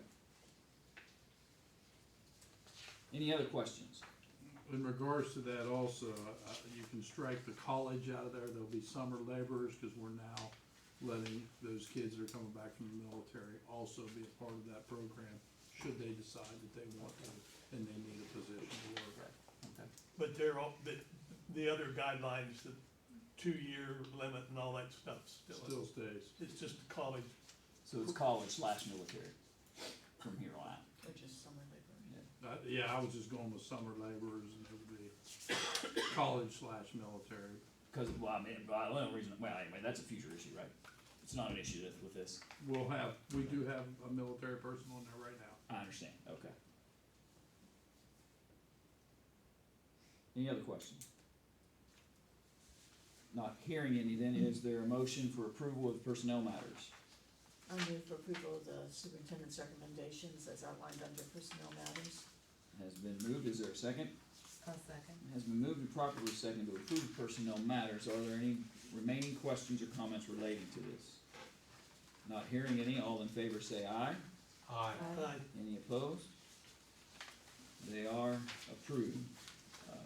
The next item on the agenda are routine matters. Without objection, I would like to remove the chaperone volunteer section of this, and I'll let Mr. Yeager handle that here in just a moment, and I'll recuse from that. So we're gonna, without any objection, and I'm not hearing any objection to that severance, we're just voting at this time on the routine matters with the exception of the chaperones volunteers from Payton City High School. Are there any questions relating to those things? Not hearing any, is there a motion to approve that portion of the routine matters? So moved. It has been moved to accept that portion of the routine matters. Is there a second? A second? Has been moved and properly seconded. Again, any questions? All in favor say aye. Aye. Any opposed? Motion carries, and then let the record reflect that I am refusing, my name's on it, and from that matter, and let me in or not is up to you. Oh, we're letting you in. Yes. Okay, we have chaperone volunteers, Payton City High School, we see the list there, is there a motion to approve? I so move. It's been properly moved, is there a second? I'll second. All in favor say aye. Aye. Have Mr. Price come back in. Okay, sir. Not even gonna ask. Good fail. Well, one name did anyway. One more job added to your list. I hear you. Next item on the agenda then is the treasurer's report. Mr. Lancaster. Yes, I have, one budget supplement I'm asking for approval for tonight. And briefly, I'll tell you what those are. There's tools for schools. I'm getting older. My glasses are now traveling with me. Tools for schools. There is, technology grant there through the state, $78,813. Payton City High School received a CTE grant for an entrepreneurship program of $10,000. There's a small state sub reimbursement, which happens from time to time, of $169. The PEIA gets reallocated after the certified list is submitted every year. It results this year, sometimes it's a decrease, sometimes an increase, depending on what people select. In this case, we're getting an additional $47,000 is being supplemented. And then finally, 100 High School received a $30,000 CTE grant for an a CTE exploration mobile lab. That's what I'm asking for approval for tonight. Board members, any questions about those? The tools for schools allocation is, what's that? Let's go, Ben. The Department of Education gives money as long as you spend it with their vendor. Pomeroy would be who you're familiar with from Yeah. a few years ago. We've just changed names, we really haven't changed the It's process. it's technology. Yes, and it's, Stuff. I have to have everything through approved before we get the money, and Okay. it's just a matter of getting requisitions signed, and 6 to 8 months from now, we'll get some stuff. Maybe. I got a funny story to tell you sometime. I can only imagine. I can probably come back to you. Are there any other questions? Not hearing any questions, is there a motion that relates to as it relates to the treasurer's report? So moved. Has been moved to accept the treasurer's report and approve the transfers and increases in the budget. Is there a second? I'll second. Has been moved and properly seconded. Again, are there any questions? Not hearing any, all in favor say aye. Aye. Any opposed? It is approved. Next item on the agenda is a lengthy list of policy issues. Board members, there is we're doing second reading of the E class of policy tonight. We talked about those last meeting, and this is the second reading of those. Without objection, I would like to sever those from GDBA. That way we can handle all the E classification policies, and then we'll talk about GDBA. Is there any objection to that approach? You need a motion. Just to sever it off of the list, I'll accept the motion if it just makes it. So It has been moved to take GDBA and put it aside, away from the others. Is there a second I'll to that? second. It has been seconded by Ms. Fawner. All in favor say aye. Aye. Any opposed? And they are separated. So we're only dealing at this moment with all of those ones that start with E, that has been part of the policy revision process. Many of them are gonna be deleted because they're redundant to the state policies. Others have been revised to catch up with the times. One of the most interesting parts about being on the policy committee is to kind of figure out what was going on in history when that policy was written. But anyway, are there any questions about that portion of the policy, changes on second reading tonight? We have a reading of all. Yeah. Mr. Ince, would you volunteer to read all of these policies for us? If there are no questions about that section, and I appreciate Mr. Barkus and all those who've been working on that process, is there a motion relating to those policies, revisions, and then one new policy and the deletions? So moved. Has been moved to accept those on second reading and approve them as part of our policy code. Is there a second? I'll second. It has been moved and properly seconded. Again, any questions? Not hearing any, all in favor to approve those policies, say aye. Aye. Any opposed? Those policies are approved. Next then is the approval to talk about GDBA. This is a revision of a policy that we actually discussed back in November, and it has returned to us for some further consideration as it relates to supplemental pay salaries or pay schedule for various positions within the county. And it's somewhat complicated because there are various types of positions all on this same policy.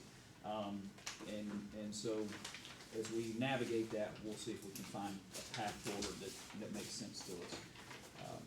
But I'll open it to board members first. Are there any questions?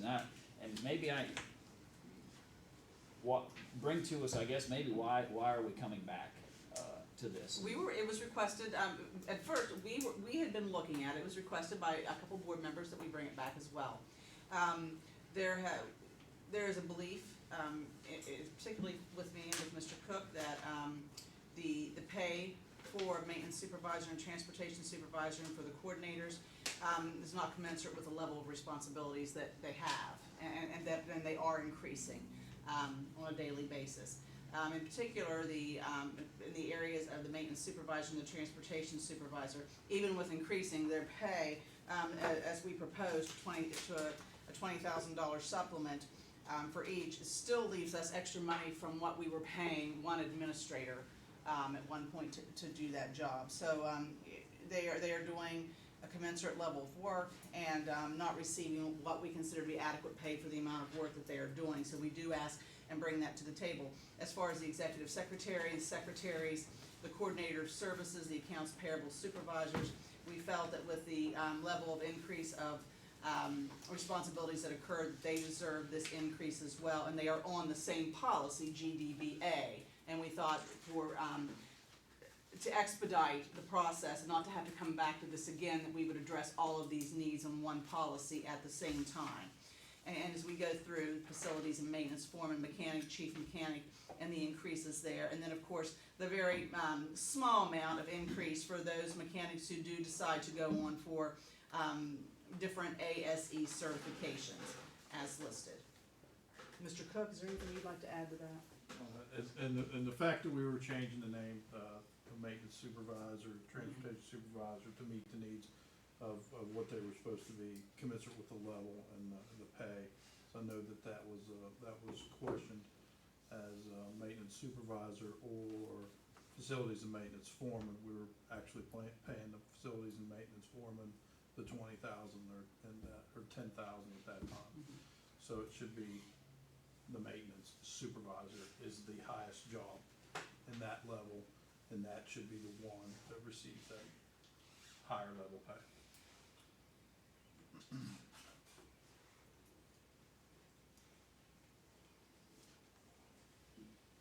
Go ahead, I'm sorry, you. Mr. Lancaster, it's just been budgeted. It has not been budgeted. As with any policy that affects pay, I would need a date as to when that's effective. It's not been budgeted in this year, it's not been budgeted in next year either as of this point. If it's enacted for next year, it's a simple matter of, it'll come off of the carryover list first. As always on our carryover list, whatever, my first line is any unbudgeted salary, because that's something we're required to spend to do. Mr. Cook, has any mechanic ever earned ASE certification? I do not believe they have, so there's an opportunity there for them to earn a little bit extra money if they do pursue those certifications. Can I play devil's advocate for a moment?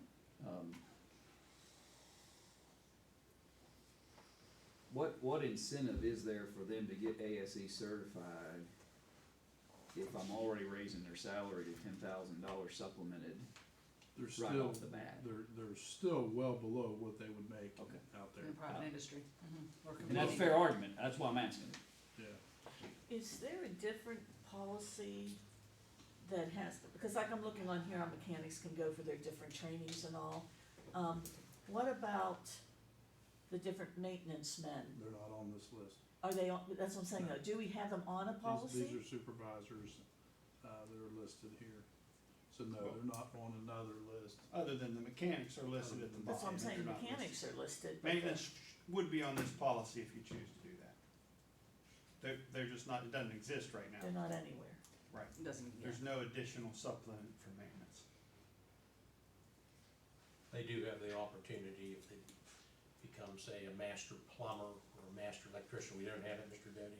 No, that's part of the problem. That's one of the reasons that I asked that we consider this, because one segment of our workforce, and nothing against them, one segment of the workforce has the opportunity to increase their pay, whereas a separate one does not. I mean,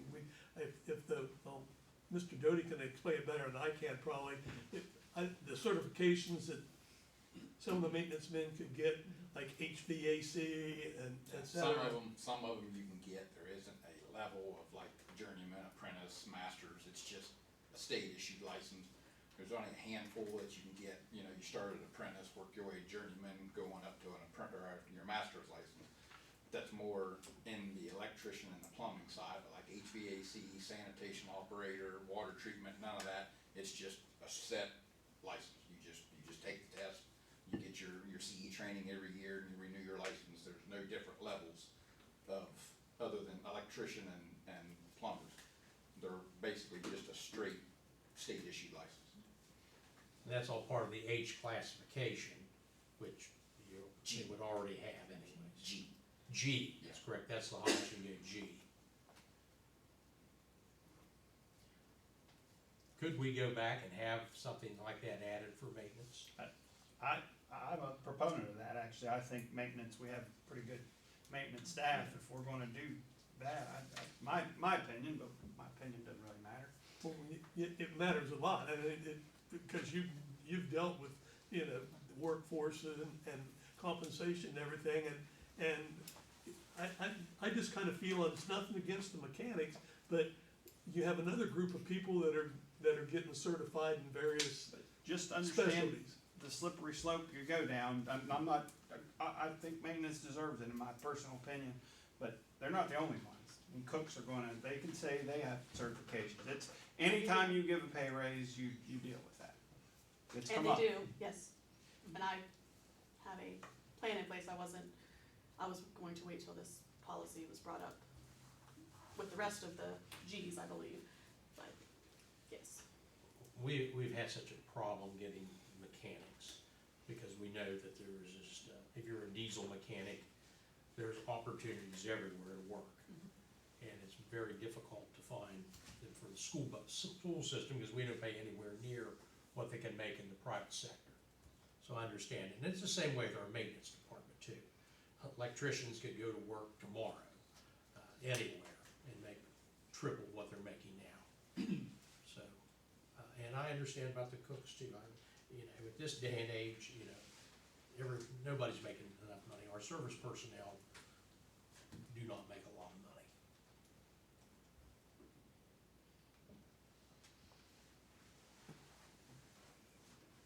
Well, and I understand that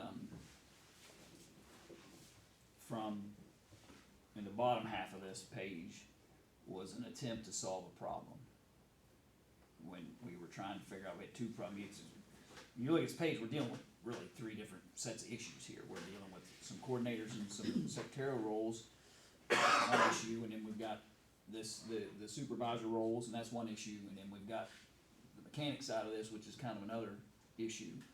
It's kind of hard to sever them all and think about them all independently, but they are independent, in some ways you can think about it, because all those issues when you brought to us back in November were about, we can't get mechanics because they can go make more money somewhere else, and we gotta try to solve this problem, because we had a bus fleet that was as new as anybody had in the state, but we couldn't keep them on the roads, and so we're trying to solve a problem.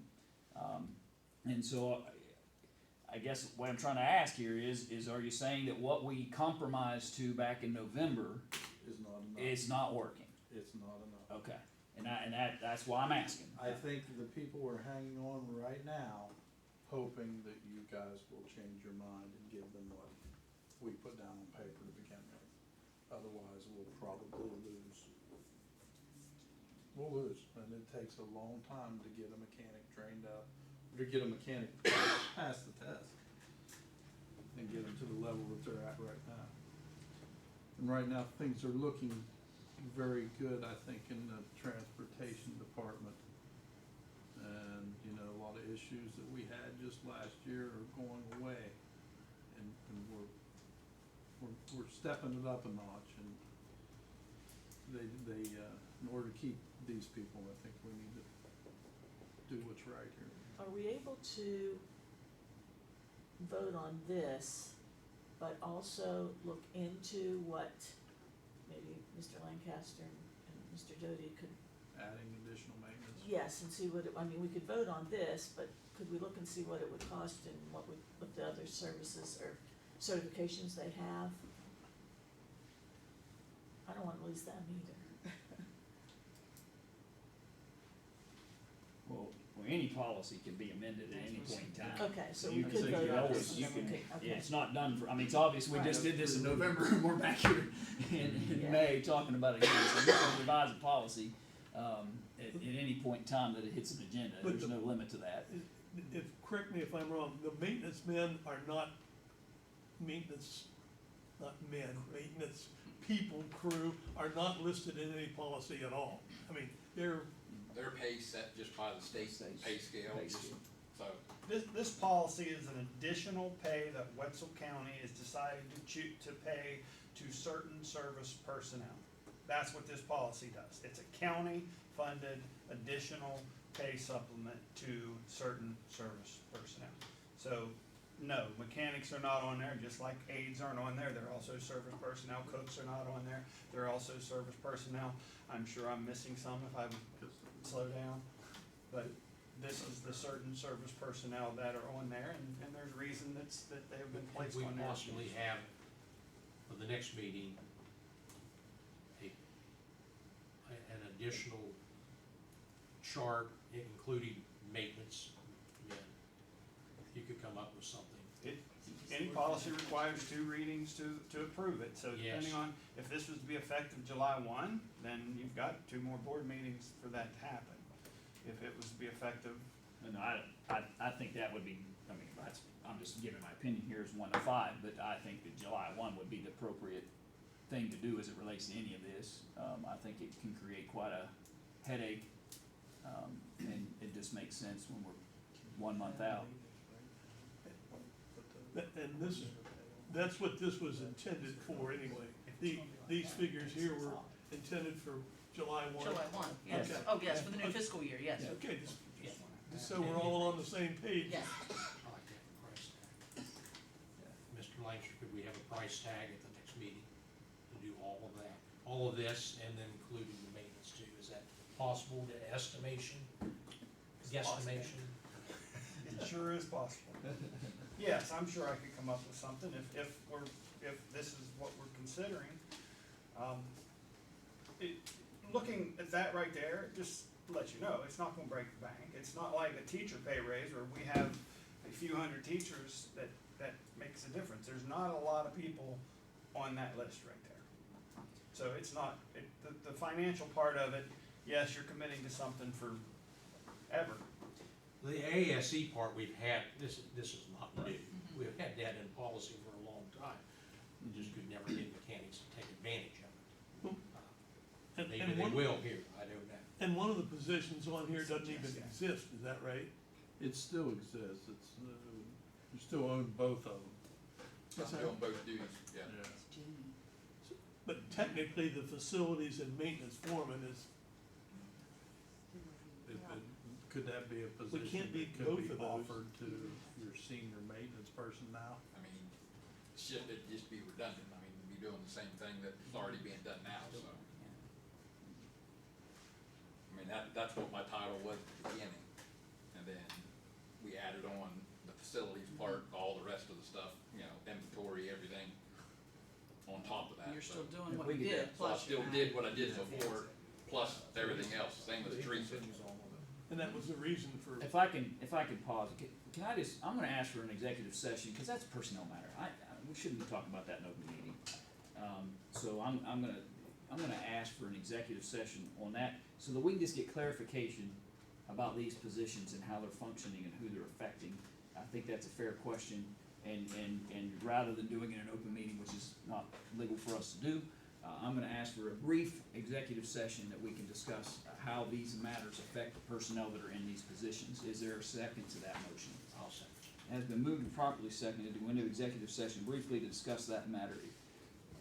All in favor, say aye. Aye. Any opposed? Motion carried. And just give us a few minutes, we'll go down the hall here and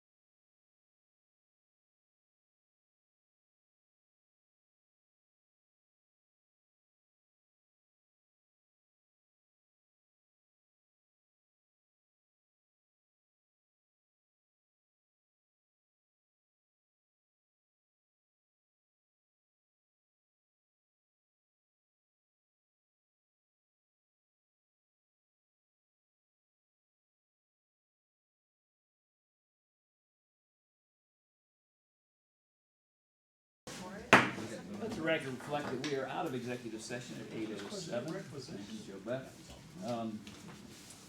We are continuing our discussion of the revision of policy Gdba, the supplemental salary schedule for certain service personnel. Board members, are there any other questions as it relates to the policy itself? I think that the idea you had concerning other maintenance personnel, I think legally we could, if you can come up with something between now and the next meeting, we can amend on second reading. It can be amended. So if you find some path that works, you can, if you present that to us at assuming, I'm going a little ahead of myself here, but assuming this gets passed on first reading, you can come back and bring that to us on second reading, and we could add it if it was something the board desired to do. And so it doesn't, and my point simply is procedurally, it doesn't necessarily hold up any motion as it relates to this policy as it stands right now. So board members, are there any questions, comments,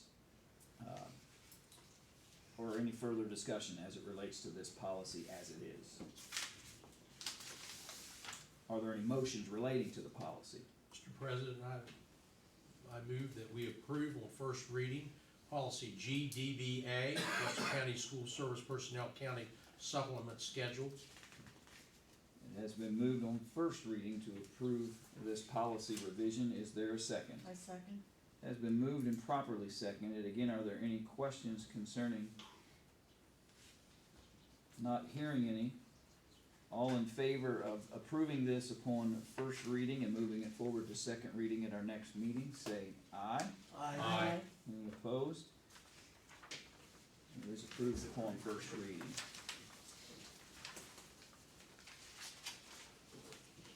Next item on our agenda then is a discussion, information about what's a Wednesday. Is that correct, Mrs. Wells? Yes, I was asked to put that on the agenda by a board member. Okay. I'd like to, yeah, I asked to put Okay. on, because I got a lot of feedback after the last meeting. And so I just wanted to look at it a little bit, make a couple comments. So it's approved for us to start it at the beginning of the school year, and I just think that either after a month or 6 weeks or so, that we just revisit to see if there's any changes, like to say to educators, administrators, and teachers, what else would you like? I know you have it all planned out, but you'd said you'd be flexible on that. Of course. You know, so find out from teachers, what else would you want during that time? Because I think when we start using it, teachers are gonna be saying, hey, we still need, extra help with this for professional development. I think we need to check with service personnel and see how it's affecting your bus schedules. Is it working out? Is it working out for cooks to have a late breakfast and then still have lunch on, close together, and see what their viewpoints are, how we could change it or improve it. And I think we need, the third thing to do is to speak with parents, because I think there will be some parents that right now are not happy with it, but then after it gets going, may say, well, this is working after all. Or we may have others that thought it was going to work that have now come up saying this doesn't work because. So I just think that I just wanted to make the point of saying that we need to look at it again after it's been started and we see how it's going. That's all I had to say. Board members, anything? Not hearing anything further. Than the next item on the agenda are board member committee reports. Policy, obviously, we just did the heavy lifting on E. We just finished that up tonight. I don't have anything further. We're still waiting, I assume, on the next section. The attorney and I are working on the instruction piece right now. She's working through it. I'm answering the questions she has, so we're getting closer to setting up the committee meeting, but not yet. Any other board member committee reports? Not hearing any, then other items, the discussion of policy 2322, accountability. Okay, thank you very much. We're excited. We're in the middle of, still in the middle of testing season. We're kind of near the end now, aren't we, Mr. Houston? Yeah, we're working on makeups this week. Results are starting to come back in. They are, but they're embargoed. Yeah, Can't can't talk about them, but results are starting to come back in. They're trickling in.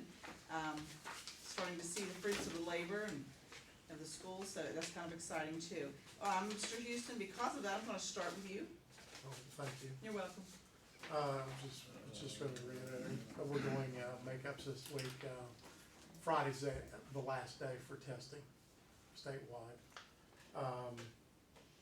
Also, this morning, Teresa can elaborate a little bit more, as part of a meeting with the State Department to discuss how we're doing in Wetzel County as far as meeting standards, talked about strategic plan review, what kind of types of data are we using, we talked about,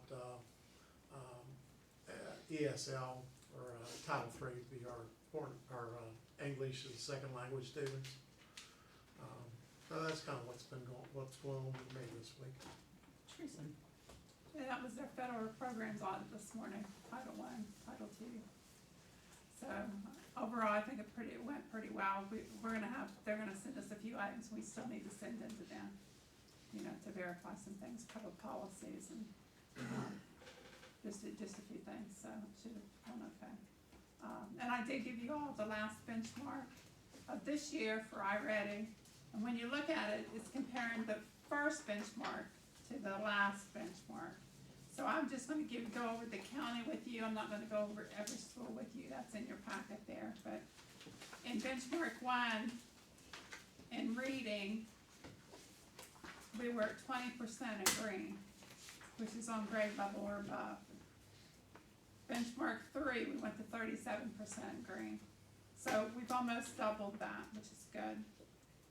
But the red, we were at 47 for benchmark 1 in reading, and we went to 36, which is good.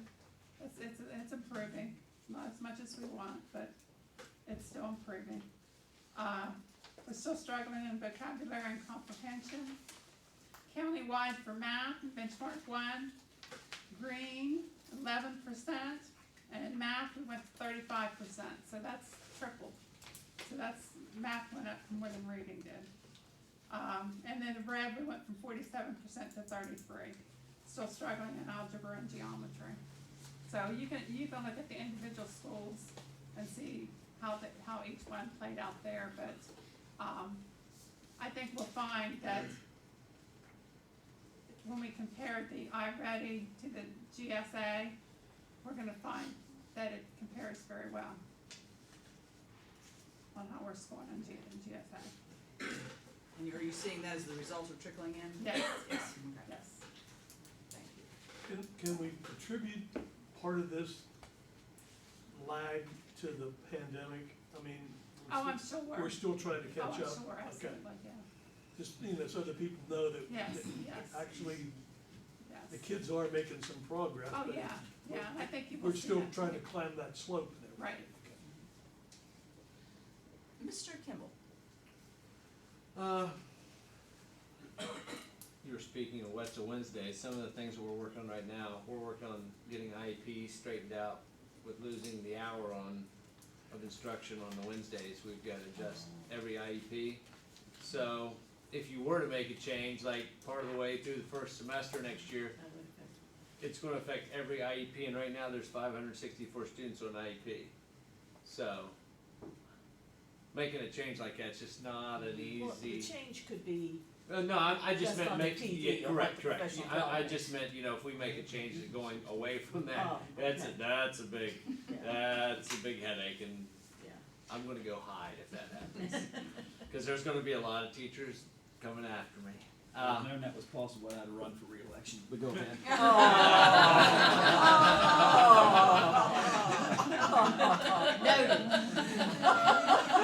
That's on the record. I'm sorry, it's been a long night. That was good. I can't follow that up. I've been hanging around with Mr. Cook way too long. And the other item that I have, I've got some new positions that I've talked to Mr. Cook and he wanted me to bring this, along with Mrs. Wells, to bring this to your attention, just so you know what I'm looking at for the next school year. There are 2 aides that will be needed in Valley, and those aides are required to meet the services on the IEPs for the students at Valley High School. In New Martinsville School, with your guys' blessing, special ed teacher from pre-K to first grade. Once again, the number of students that we're seeing coming into the schools with the needs, they've got some really severe needs, and it's just another teacher is needed in that area. And that's the same way at Shoreline School with a special ed pre-K teacher. Right now, New Martinsville School has one, and I think that's the direction we need to go due to the number of students with the more severe needs, and it's increased to ensure that our ratios are correct and that everyone's getting the direct instruction that they need, not only the students with IEPs, but also the regular ed students as well. Page City Elementary School, just due to the overwhelming number of students with IEPs, right now we're having issues providing services to all those students, so there'd be a teacher there. And then at the Tech Center, working with Mrs. McPherson, in order to fulfill the IEPs and service at the center, this will allow us to be compliant with the IEPs, and right now, we kinda, I mean, if we're gonna tell ourselves we probably weren't as compliant as we needed to be with the IEPs. They're receiving the English and the math, getting the building credit, that way. So there'd be a teacher at the Tech Center for those students that are receiving the embedded credit with the math and English. Right now, there's 564 students in Wetzel County with an IEP, and there's 2,292 students. So that means our ratio of students on IEP is 24.6. Now, there's also 85 students on a 504, so there are 28.3% of our students that are receiving services. What's the state average? We're above it.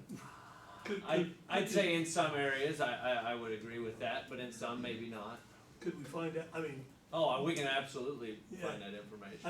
I was gonna ask you here in just a few minutes when you were finished, what the ratio or the percentage was, and of course you've already answered it, it's like a fourth of our kids are on IEPs. And those positions that you alluded to, those are new over and above what we have now, correct?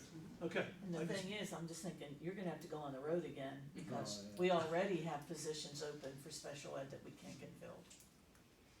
On the road again. Yeah, and I wasn't questioning No. the need for those, Yeah. I don't think a lot of people in the public realize that, No. you know, the number of kids that are identified needing services and everything. Yeah, It's bad. I mean, it's not great, but we're trying to make it to where we can accommodate all the students with the needs, and Oh, yeah, I understand there are different types of needs, which right now, you know, like I said, in some of the younger classes, it's been a real big struggle for, you know, those of us that have been in to observe some of those classrooms. It's a struggle with the severe needs, the severity of some of the students that we have right now, so it's. I know that every one of these positions, and many of them are legally required for us to do. But I'm just gonna say, and I've got about a month left, that you gotta get you got a grip on it, that's a good word. That if we're gonna add a position, you need to find a position you can cut. If not, this is just gonna get out of hand with the number of employees that we have in this county. And if something would ever happen with the levy or oil and gas taxation, I'll be glad I'm not on the board. But it just, you know, right now and I think people have to realize that when I mean, this is kind of saying, I think people have to realize those numbers, and that's why we need the financial support and everything like that, because, you know, they're not free. And there's no way you can't deny them, because then the big boys will be here going, what's your problem? Where's the people, man? Sorry.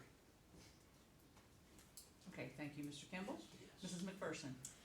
Child Nutrition World, we are, you know, kind of closing up this school year. Everything for summer food, all of the applications have been in and officially approved. So working to schedule trainings. There's a couple of new programs that the State Department wants us to use this year to track all of that. And I just received that email today, so once we get our summer cooks approved, I will get that set up with them and get the training set up with them as well.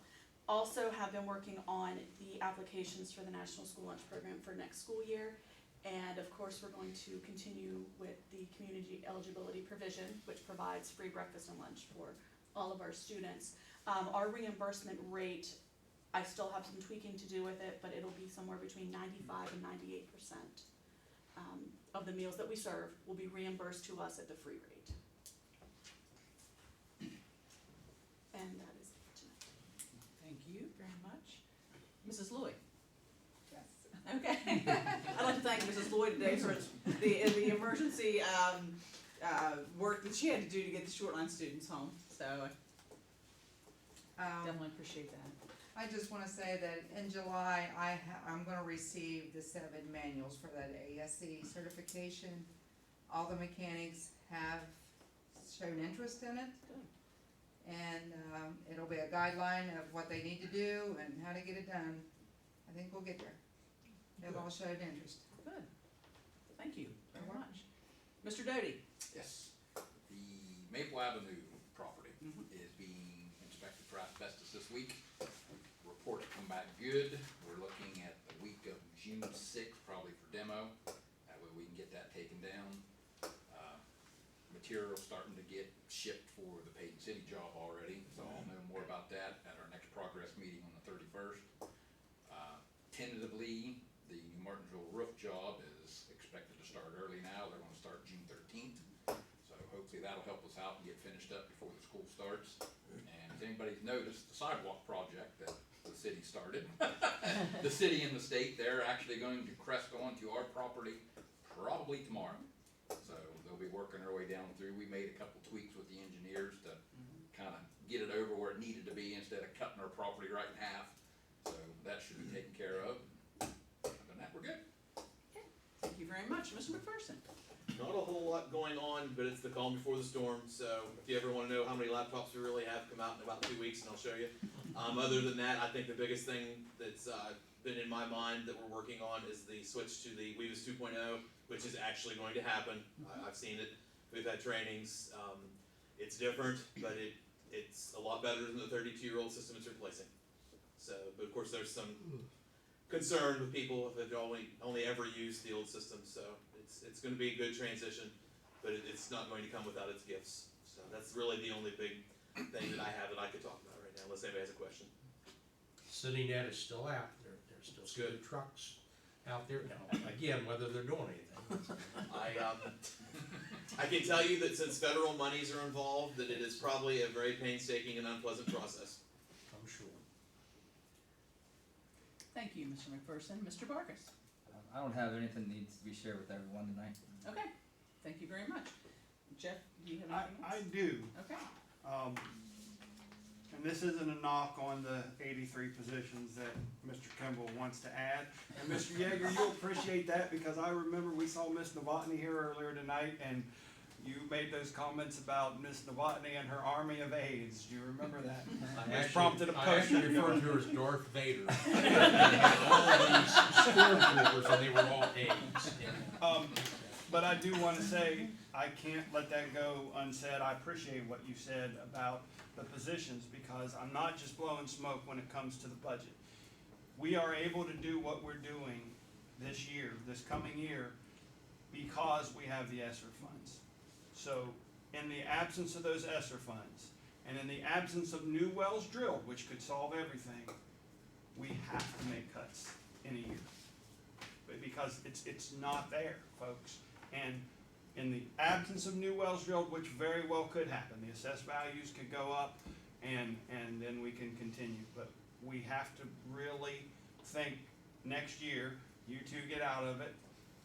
Three. Sorry, I pointed at 3. Get out of it. But so every time I hear added positions, it makes me cringe a little bit. That doesn't mean we don't need the positions. It doesn't mean we can't do it. But we have so many people. I gave you that presentation. $10 million a year we're having to come up with that other counties aren't having to come up with for our positions over the funding formula. And now it's over 10 million if we add those positions. And just understand that. So we've either got to cut positions, we got to cut programs, we got to cut something because we are required to present a balanced budget. We can because of ESSER funds, but those funds go away next year. And in fairness to that, I'm gonna ask that, this board will change July, and so I would ask that those not be brought to this board. I don't wanna write a check for another board to have to deal with. That means potentially 4 new cuts for them to have to figure out. That's not fair. That's my opinion. I would not be in favor of asking this board to approve new positions 1 month out from the board changing. I think it's fair to let that next board, who's gonna have to deal with the aftermath of that, have that say. That's my opinion about that, so. The only other thing I wanna say, and I feel it's just a big change from what we've done in the past. House Bill 4353 changed the way we do our excess levy election. And we had a system that worked. We held a special election. Last election passed at almost 90% approval, which is, I don't know if it's unheard of, but it's really, really good. We had a system. We are now required to hold those elections with a regular election, which may change how we campaign this thing. I mean, we may have to make sure the public's aware of what this does for our county and how it is the best way, bar none, the best way to keep this oil and gas revenue in this county for our kids is that excess levy. So I'm already campaigning, you too. But it's a big change. So that election won't be held in December this year. It'll be held with the regular election. It's a law change that I'm not happy about, but I think it'll still pass in this county. I think they know the value of the community knows the value of that. But yes, So it'll be in November. yes. It'd be during the general election. With the general election. And that's, thank goodness it's an off-year general election. It is not a presidential one. The larger the turnout, the more likely you are to have a defeat. But that's all I had to say. Okay. Anything else, Ms. Wilson? When it comes time to campaigning, I know some students that can make a nice billboard for you. Yeah. Yes. That's right. You do. Mr. Cook? I am pretty much all talked out. Okay, I understand. Thank you. Anything else, Mrs. Wilson? No, thank We're you good? very much. Okay. Yeah. And that concludes the meeting tonight. Board members, nothing else, questions about any of those things. With the next regular meeting then being June 13th at 6 o'clock, I would move for adjournment. I'll second that. I see, I'll wait. Has been moved and properly seconded. All in favor say aye. Aye. Evaluation. Any opposed? Hold a special. Special meeting. We don't Oh, okay. announce those. Okay. Yeah, we only announce the regular meetings. We're good. Gotcha. Okay. Again, all in favor say aye. Aye. Aye. Any opposed? We are adjourned.